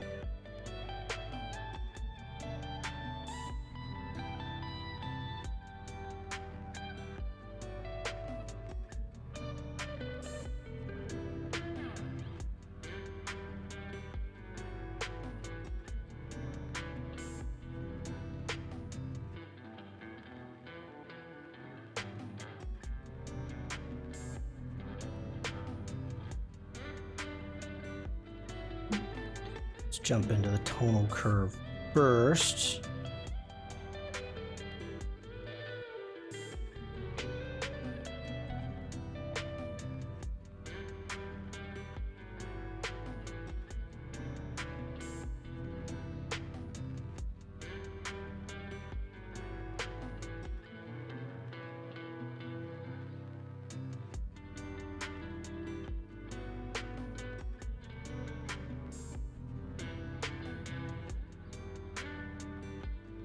We're gonna go really, whoa.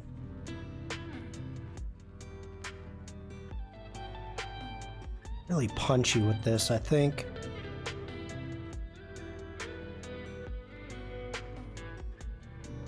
Kind of want, try to get this tree to pop.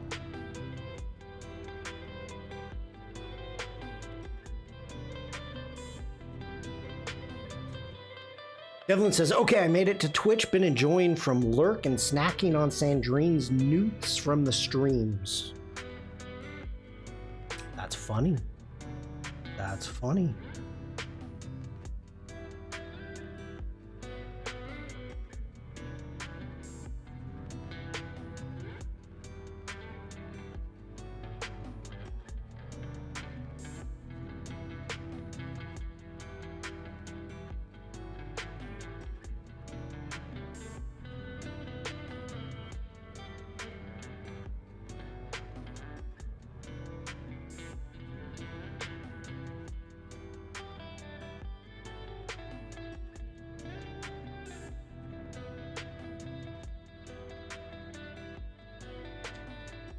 I had a vision going into this, and I am not getting it.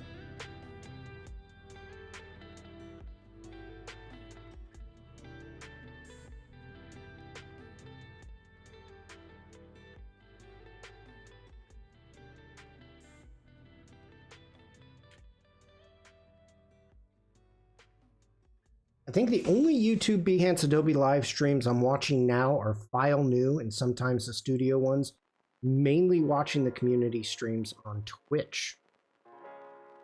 Yeah, because we know those people. We know Maddie. We know Wade. You know?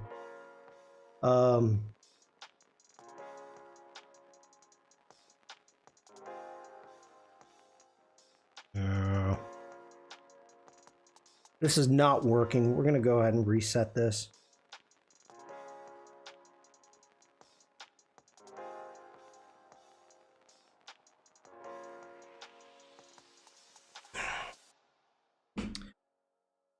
Oliver, I agree.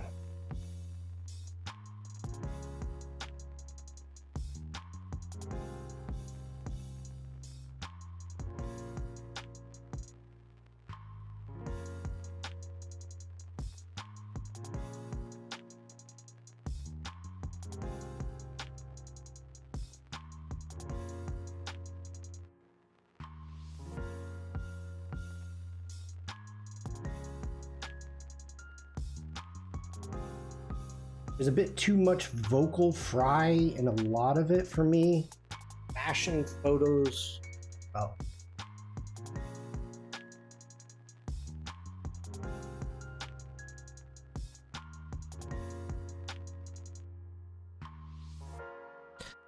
I don't want to poo-poo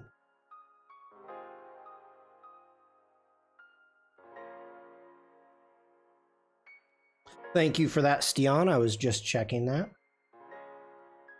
You know, all right, back here.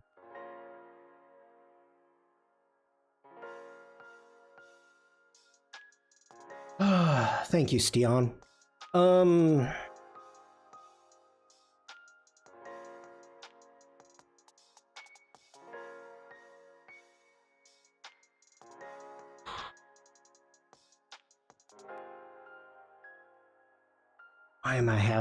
I'm having a tough time with that one. I am.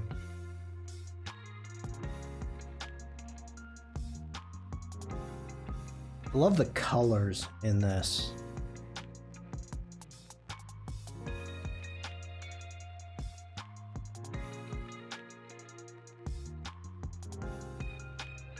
I want to work on a black and white photo, and I'm killing myself here.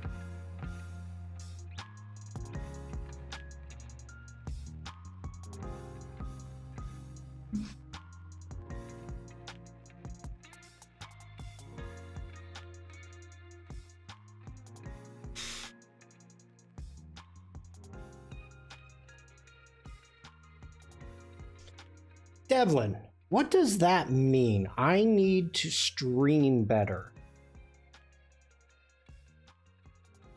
What does that mean?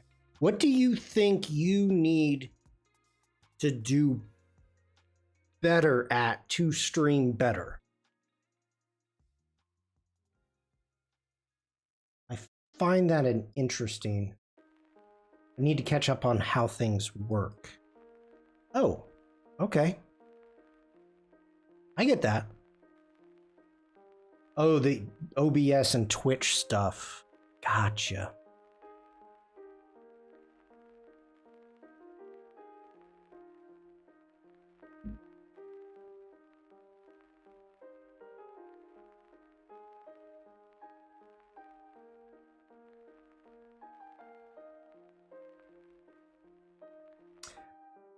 I get you.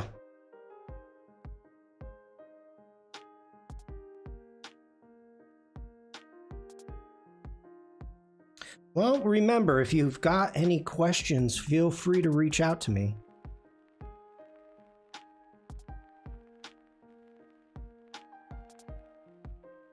Relearn how to talk.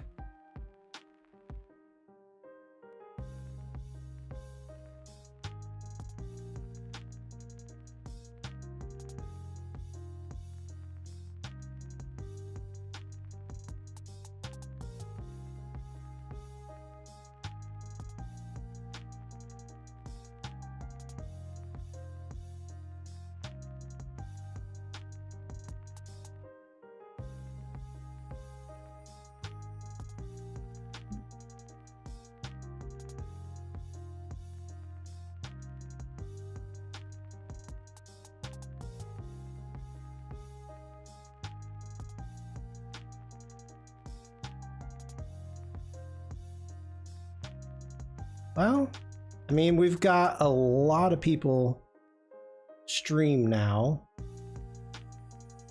which is great. Have you tried the new Photoshop AI feature that upscales an image? I have not, Stian.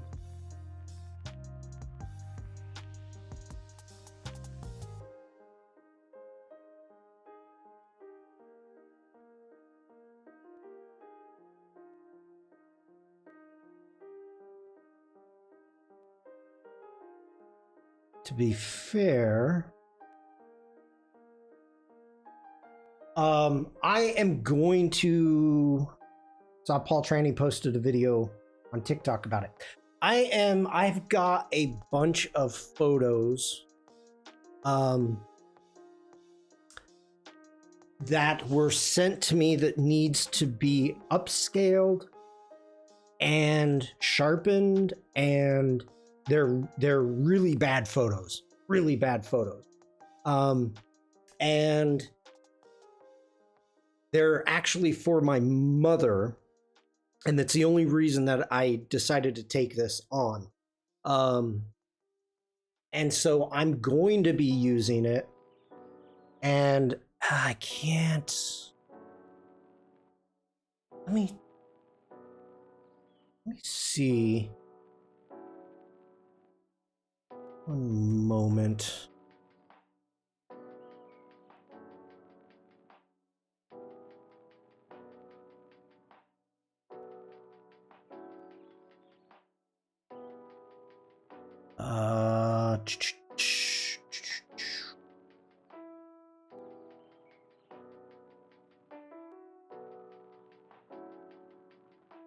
Okay. So I'm probably going to do these live. So first off, this needs to be, I'm going to retouch and try to colorize. So that is going to be a Photoshop. Then we've got a series of these photos. Now, these are all really small. Like 1920 by 1080, 597K. So these are going to be really small. Hey, Nate. And like none of them are in focus. And this is specifically for this gentleman who passed away recently.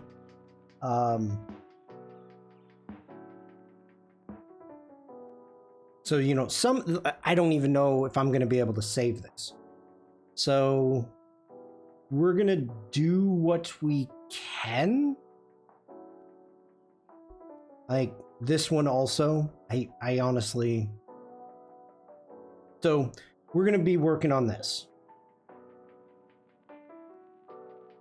Oh, Nate. Oh, geez. Yeah. Shawn or Devlin. Nate is over on Facebook. So Bruce is saying, oh, Nate, hello. Devlin is saying, hi, Nate. And Shawn is saying, hey, Nate.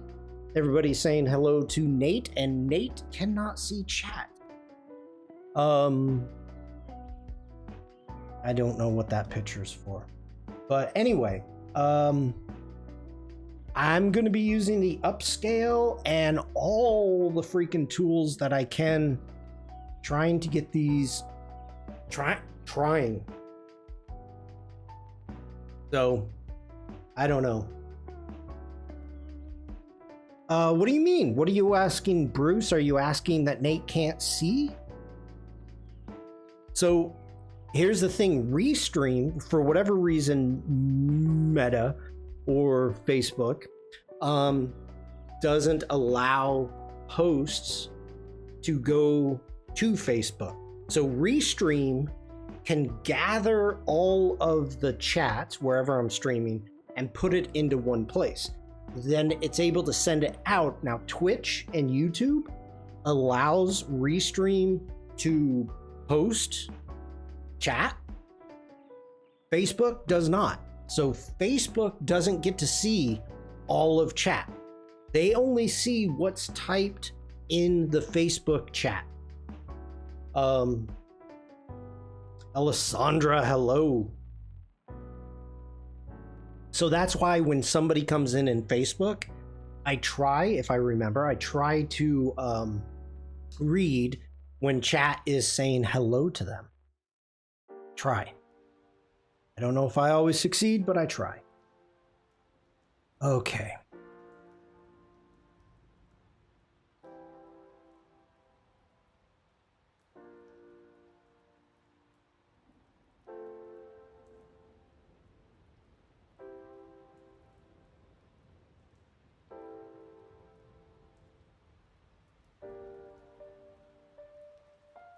Is that something new going forward? No, it's been like that from the beginning. Hey, Nate. It's been like that from the beginning. I am dropping in for a moment. Well, welcome in.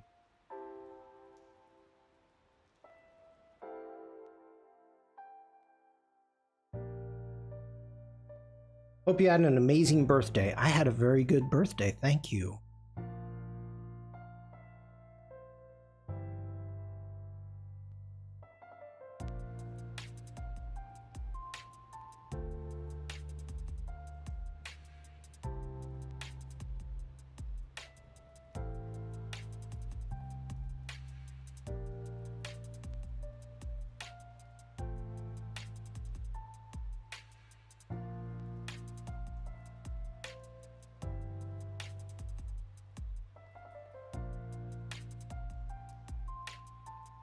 Well, Bruce, wait a minute. Bruce, how is it that you didn't know that? Because whenever, like, Jackie comes in on Facebook, I always read that you say hello to Jackie.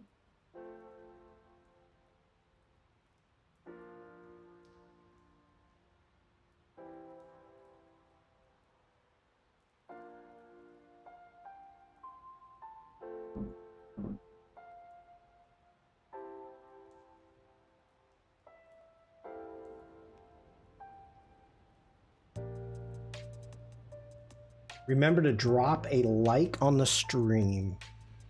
Thank you, Steon.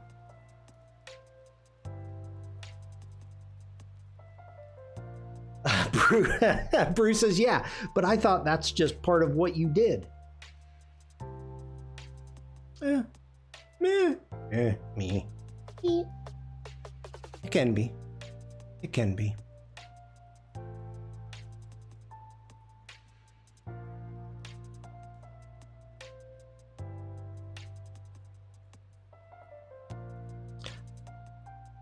I like that. Let's go ahead.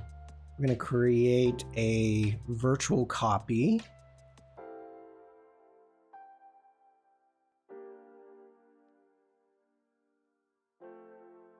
Go develop.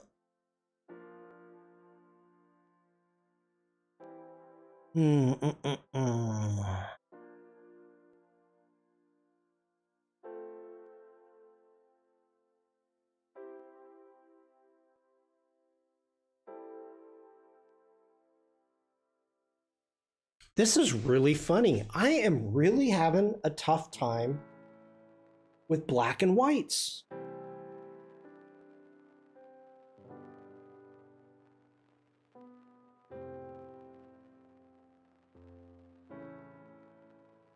Wow. Wow.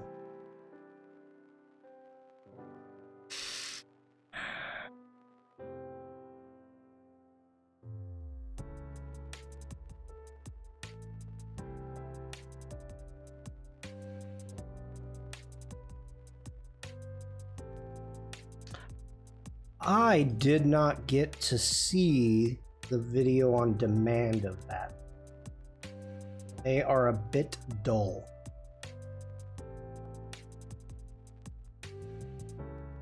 Well, okay.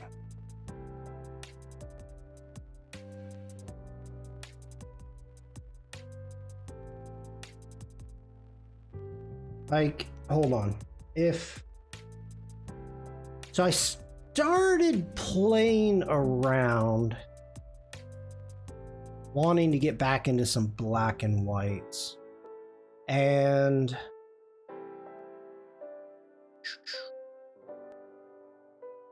where'd you go? Where'd who go?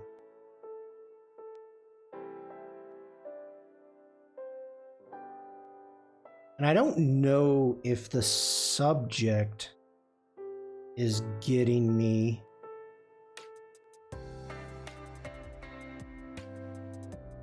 Or if it's me.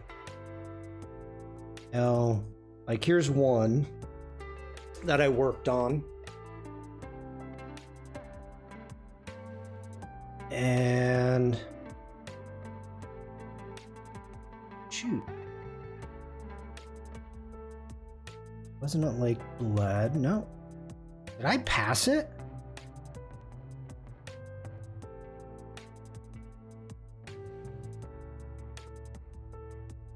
I must have passed it.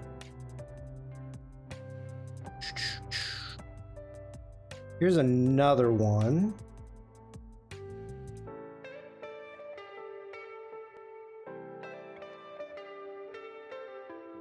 And then, where are you? Here we go. This one I totally went like high key. And I like this. I like this.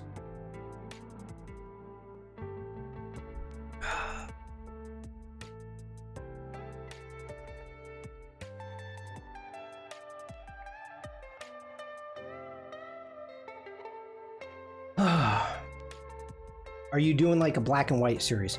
No, Bruce. What I'm trying to do is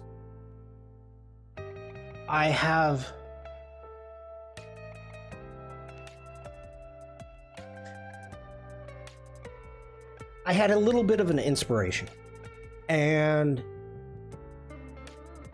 I got out. I used to do a lot of black and white. I got out of black and white.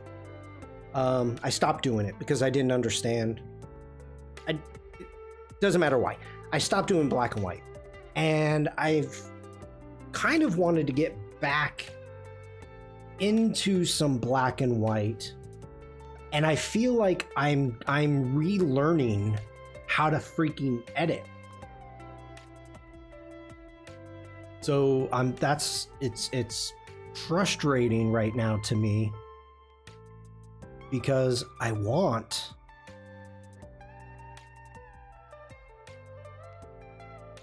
to get back into it. So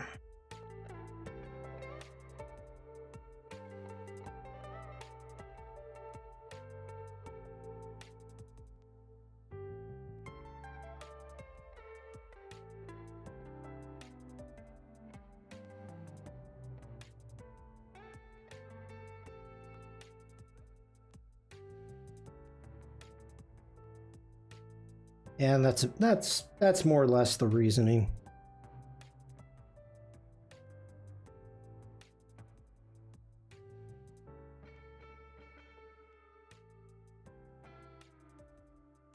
I feel like I don't have a direction right now.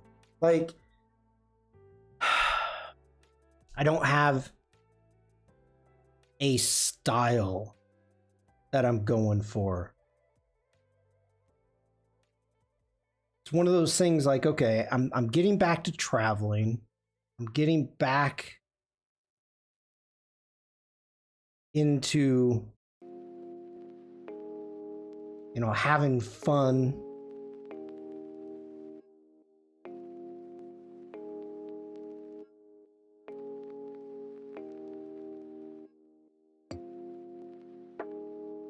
But now I just feel like I need something. I need ugh.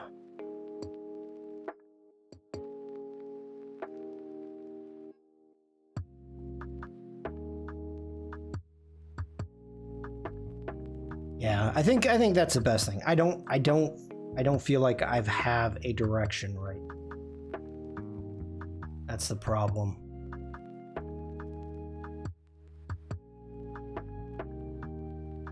Is it harder when it comes to photography as far as style?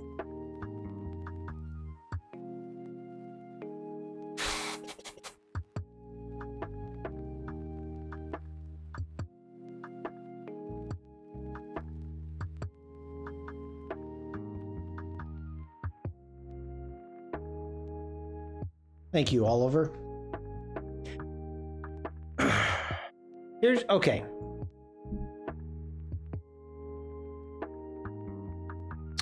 Let's see here.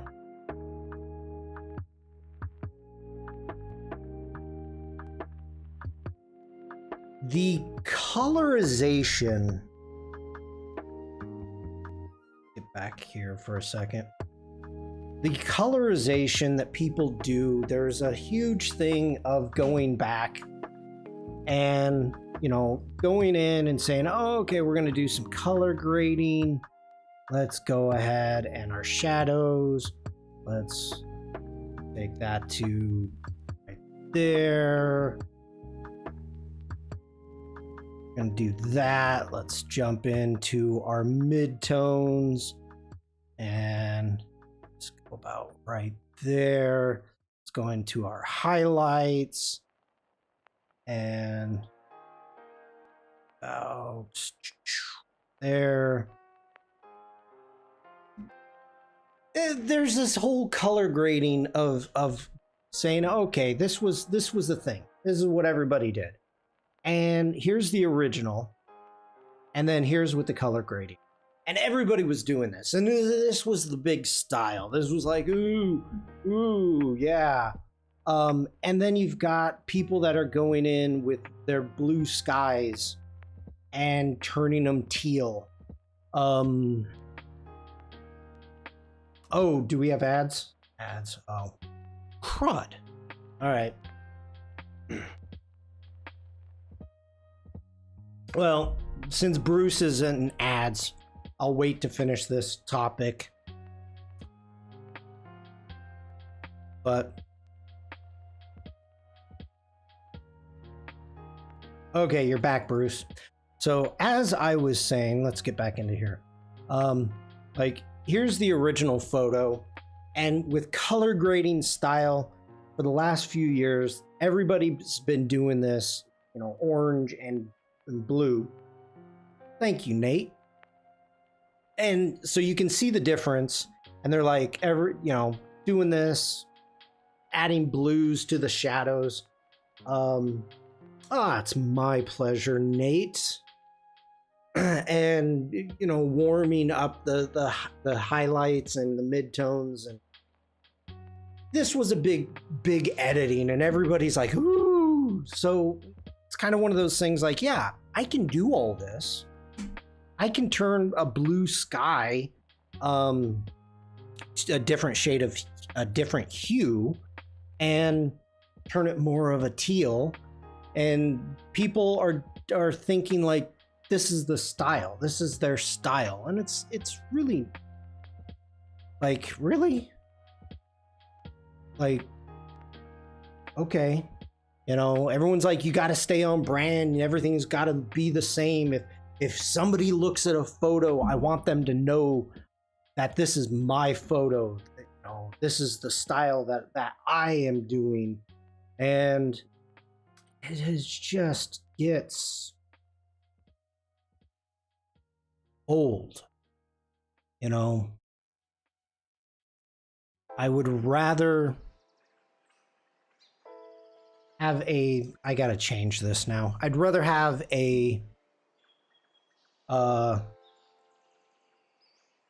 reset, a decent, clean photo than one that's been over processed due to the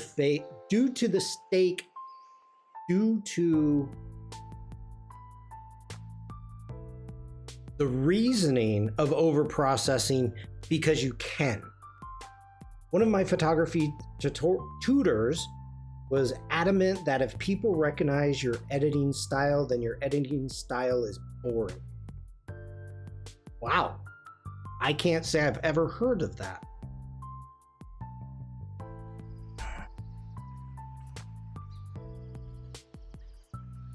I don't know if I would go that far, but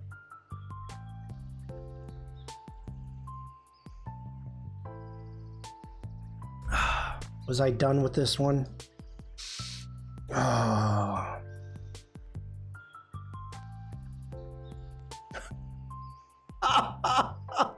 Whoops.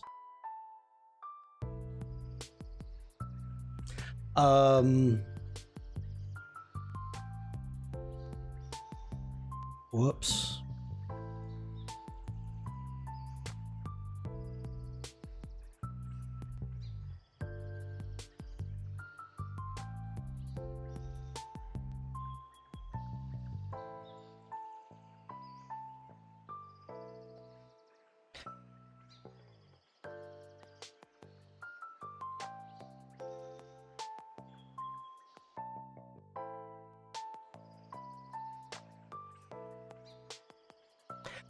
I guess here's one of the things.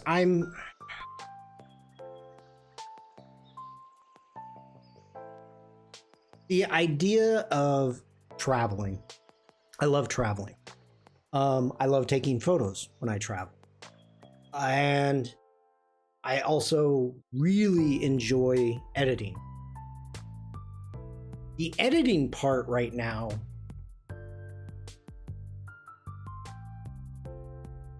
okay, wait. So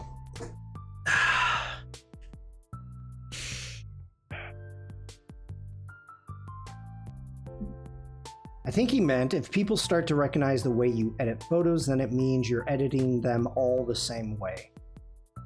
Yeah, I get that. I go into this photo gallery and there's some beautiful work. And there's other photos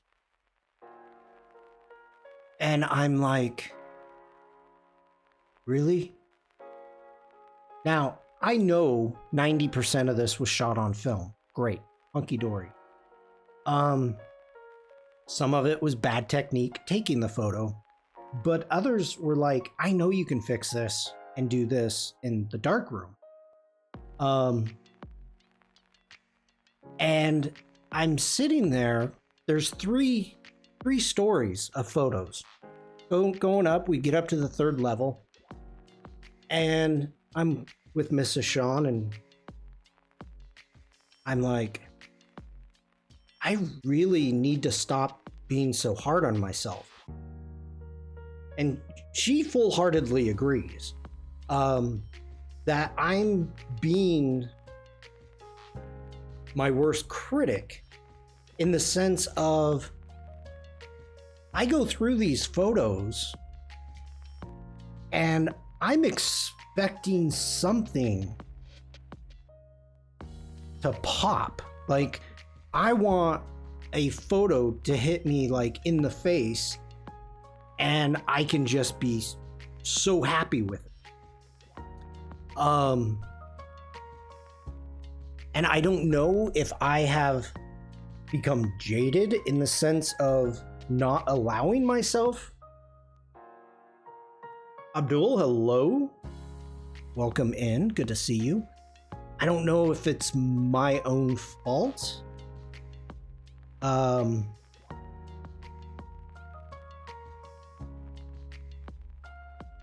Well, okay,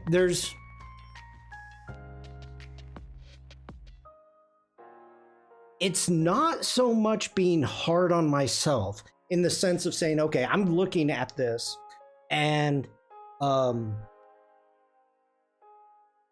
know, like some of these photos, I really enjoy these. So I don't have a problem allowing. I just feel as if I don't have the excitement for some of these. Like, boring and mundane can be appreciated, often overlooked. No, like this photo here, I love this photo. I absolutely love this photo. There is a ton about this photo. I love it. These photos of the boardwalks. You know, the colors that are happening. So it's not a problem in the sense of saying, like, some people are not able to appreciate or not able to give themselves confidence or give themselves compliments. I don't have that problem. Okay, you all know me. And so yeah, it's I don't know. It's almost a lack of excitement. And I don't know why. So, I don't know. It's just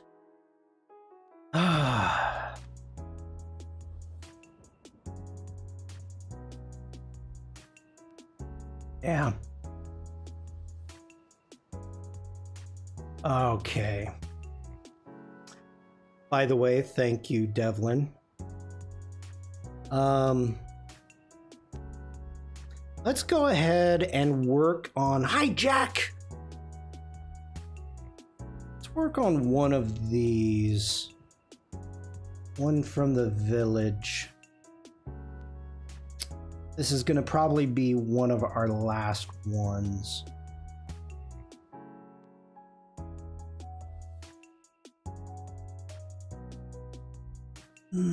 What do we got here?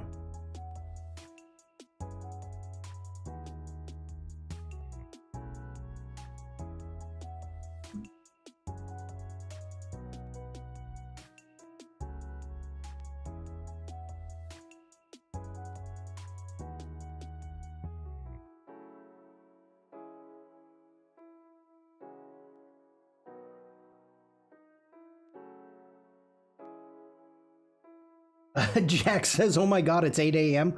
What happened this morning? Where did my morning go? Were you walking a dog? What was I shooting?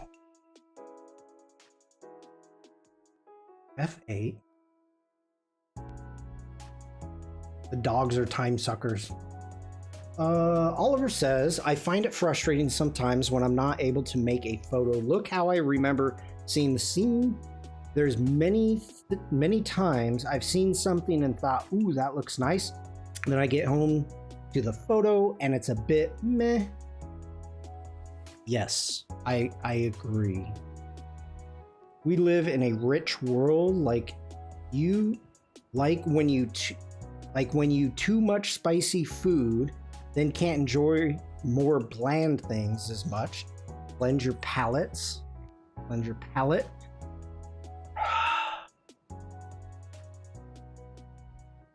How do you do that?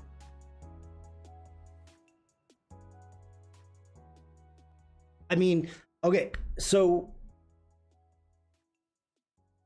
I think anyone who has too much spicy food appreciate the bland. For me to reset is to kind of go down to the river and photograph the birds. That is kind of my reset because they're not exciting photos.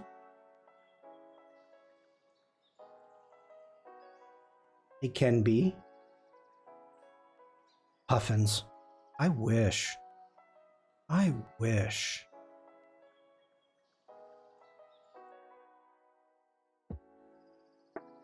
Birds are hard to photograph.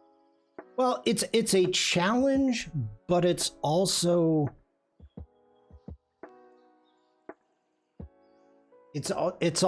a lot of fun because when you're on a river like where I'm at, you have birds everywhere, but you need to sit there and think about, okay, what type of photo am I trying to create?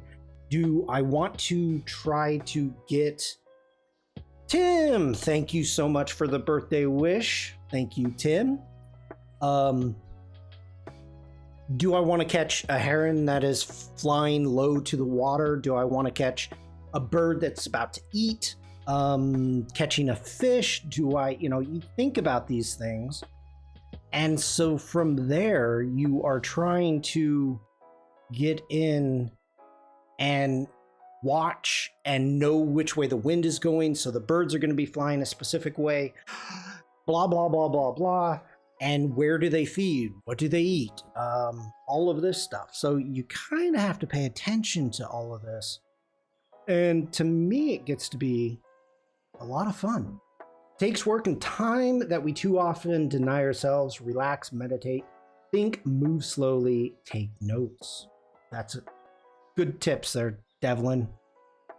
Let's get out of this.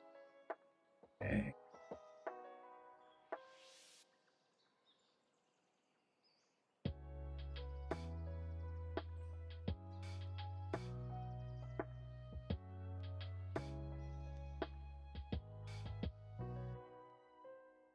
Yep, this is the one. So this is, wow. We've been talking so much, everybody. Totally lost track of time. Now, I know that pretty much nothing is straight in this village. So why am I going to make it straight?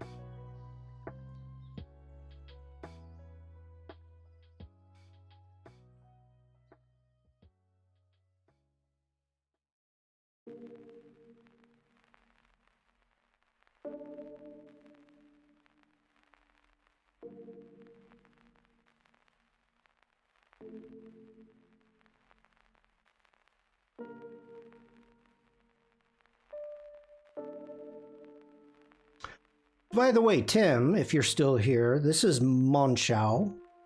Monschau. Over by the Belgian border. I mean, if you were interested.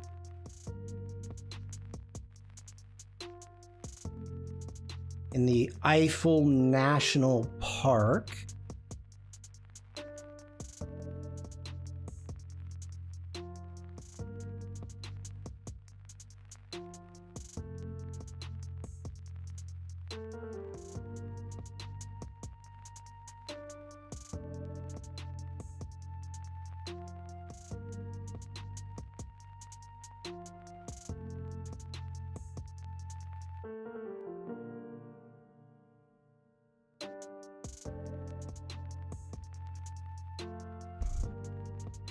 there is a ton of slate.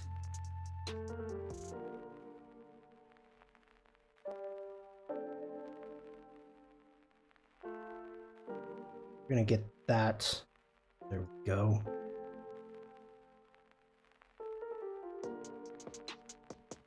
Oof. Man, see? There we go. Let's get into our hues. Nah, I don't mind those greens. I don't mind those greens. We're gonna leave it. We're gonna leave it. The water here, if you look at it in this area, is very brackish.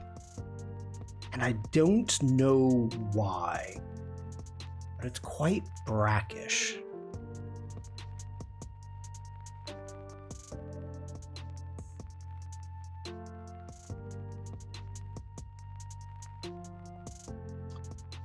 Slate roofs are historic here, or at least where I used to live. I lived in an apartment with one. I have slate roofs. I have a slate roof. Here, this village is so close together that what they do, usually because of fires, by law, they have to have slate siding. So they've got slate roofs, and the amount of slate, like up here in the mountains, oh my God, it's just all slate.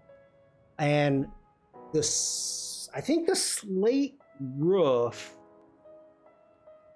no, not expensive to maintain. It's cost like 60,000 euro. So that's probably 60,000 euro to get a slate roof on this house. So that's probably $75,000 US dollars. With the exchange rate, the dollar is really weak right now. God, it's weak. But yeah, not cheap, not cheap. But maintenance, I really don't know what is needed to maintain them. I really don't know. Question, Shawn, just noticing you straightened that edge. Now the other lines in the houses are off. Would you continue to straighten the rest of the house?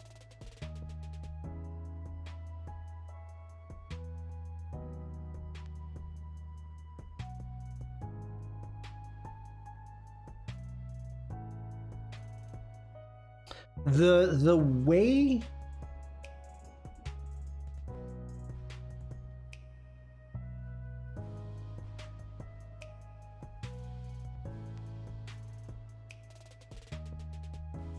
so there's a few things when you're using the transform tool.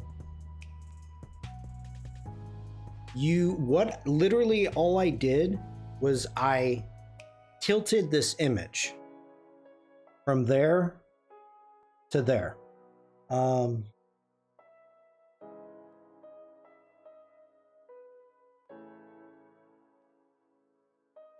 Now, if I kept going, you can take and distort the image trying to get it as straight as possible. Let's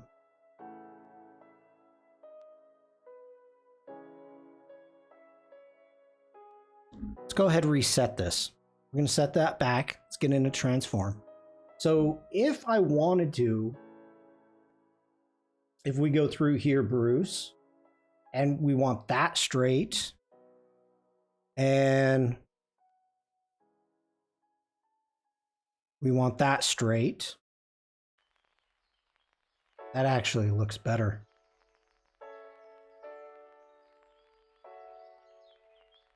That looks a whole lot better. And then if I wanted something flat, I don't see anything that would be flat.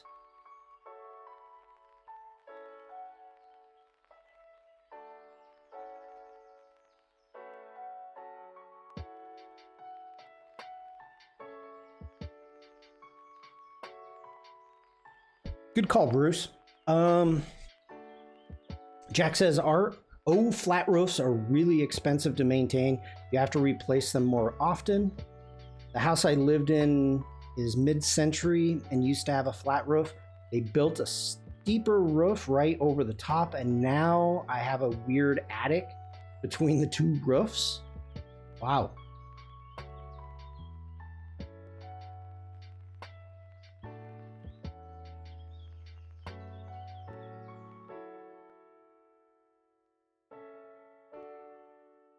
I was wondering what you would use as a base standard structure for straightening.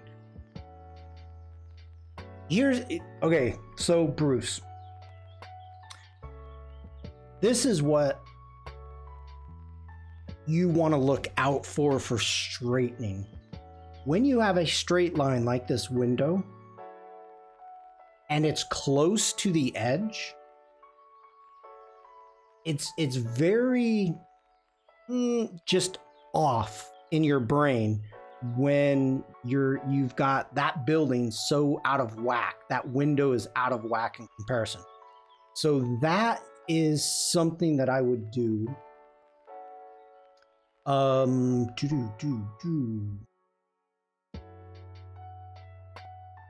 So yeah, that's something I would do. Oh, get back here. To making sure what is straight. If you've got things that aren't straight, like first off, these buildings are super old. So they're bowing and there's nothing straight about them. But in your mind, you know this doorway should be straight. And you're looking at it in comparison to the edge of the image. So that's what I would use normally, is when I'm looking at architecture in that way of how I want to straighten it. Otherwise, I would make sure the horizon is straight, of course. Can't see a horizon here, but yeah. Hopefully that makes sense.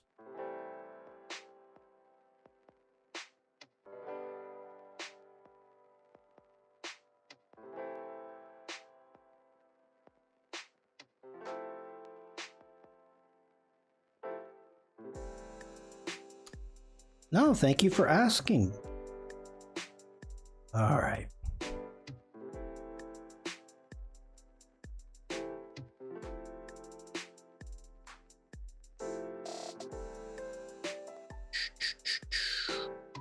Ooh.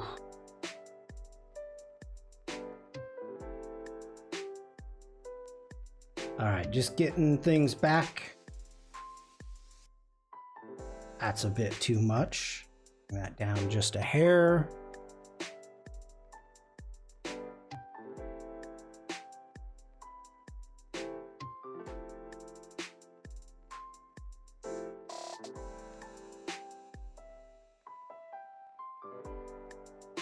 Give a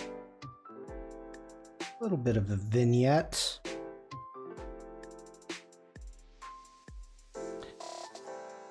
Something's wrong here.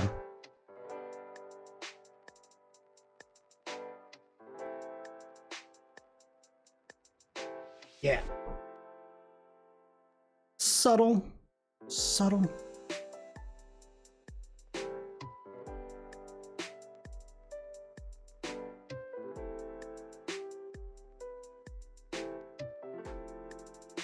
The flood insurance living here would kill you if this was the US. Jack. So in this region, in 2021, and I can't remember the name of the town. Mrs. Shawn and I, we wanted to go to lunch and we were in the Eiffel National Park. And so we went into this town and we walked to the main square. We parked, walked to the main square, and was like, I just noticed this guy. You need to be gone. We walked to the main square and this was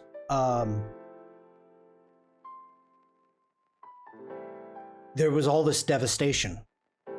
And I'm looking, there was a bridge wiped out. Tons of the a lot of the buildings were still boarded up. And I'm sitting there and I'm like, oh my gosh, this is where the flood happened. So just upstream, we had a massive storm come through and it just dumped. And they ended up getting something like 6 or 7 feet of a water like instant. It 2 o'clock in the morning, it came through the village, and imagine it just wiped everything out. It wiped out everything around the river. And I knew about it. It just, I forgot about it. In that village, 9 people were killed. Overall in Germany, like 200 people were killed by this flood. And that happened in this region. Now, why was this village hit so hard, whereas this one isn't? The terrifying thing is the floodwaters were rising, and so people went down into the basements to get stuff out of the basements from flooding, and that's when the wall of water came. Horrible. But I have to say, it was amazing. I'm happy I went to the town. I'm happy that I went and spent money in that town. It's happy to see the reconstruction. Some places still totally gutted. They were gutting a shop while we were there across the street. We were in the pedestrian area, and they were still pulling wires and gutting it. They had nice memorials. Although you're supposed to shut off the breakers when floods, which would be in the basement. Yeah.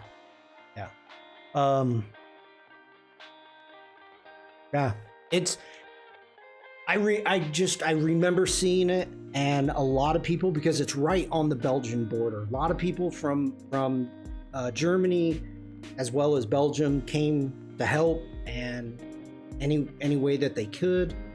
It was just devastating. It was devastating. Yeah. So, flood insurance? Yeah, I don't think they have it. I don't know though. Okay.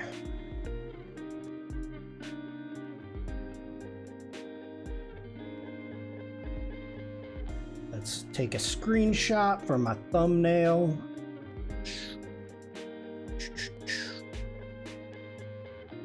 Go. It's required depending upon where you live there. Oh yeah.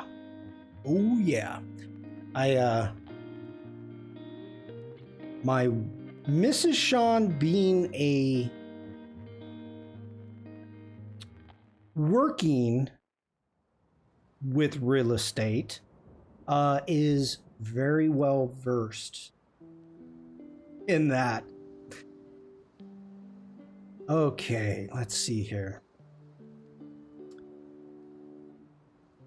Oh, very cool. So Jack and I are going to be live. We pay for tornado coverage because I live in Illinois. Yeah. Jack and I are going to be live in a couple hours. We're going to be doing restaurant menu design in Firefly boards. That's going to be interesting. I have no idea what's going on with that. But that's going to be interesting. So thank you all for hanging out today. I am going to call it a day. I forgot I made this event. No! Devlin, no!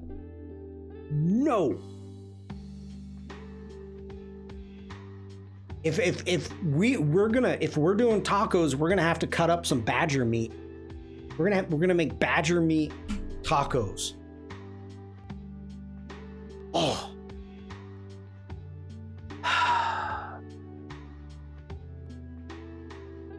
Devlin says,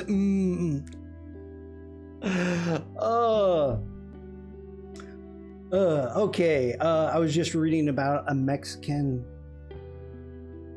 Hala soul food restaurant here in Chicago.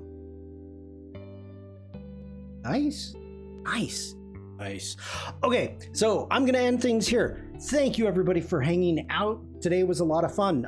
Thursday we're probably still gonna be doing some editing, maybe how I would edit your photos. Stian, I'm looking at you. And we'll see how that goes. But please come on back to Firefly Discord to check out Jack and I. And there's Adobe Live starting at its normal time, so early. I think that's all I got. That's all I got. So thank you everybody for being here. Stay safe, stay creative, and just be nice. I will see you all later in chat. Bye everyone.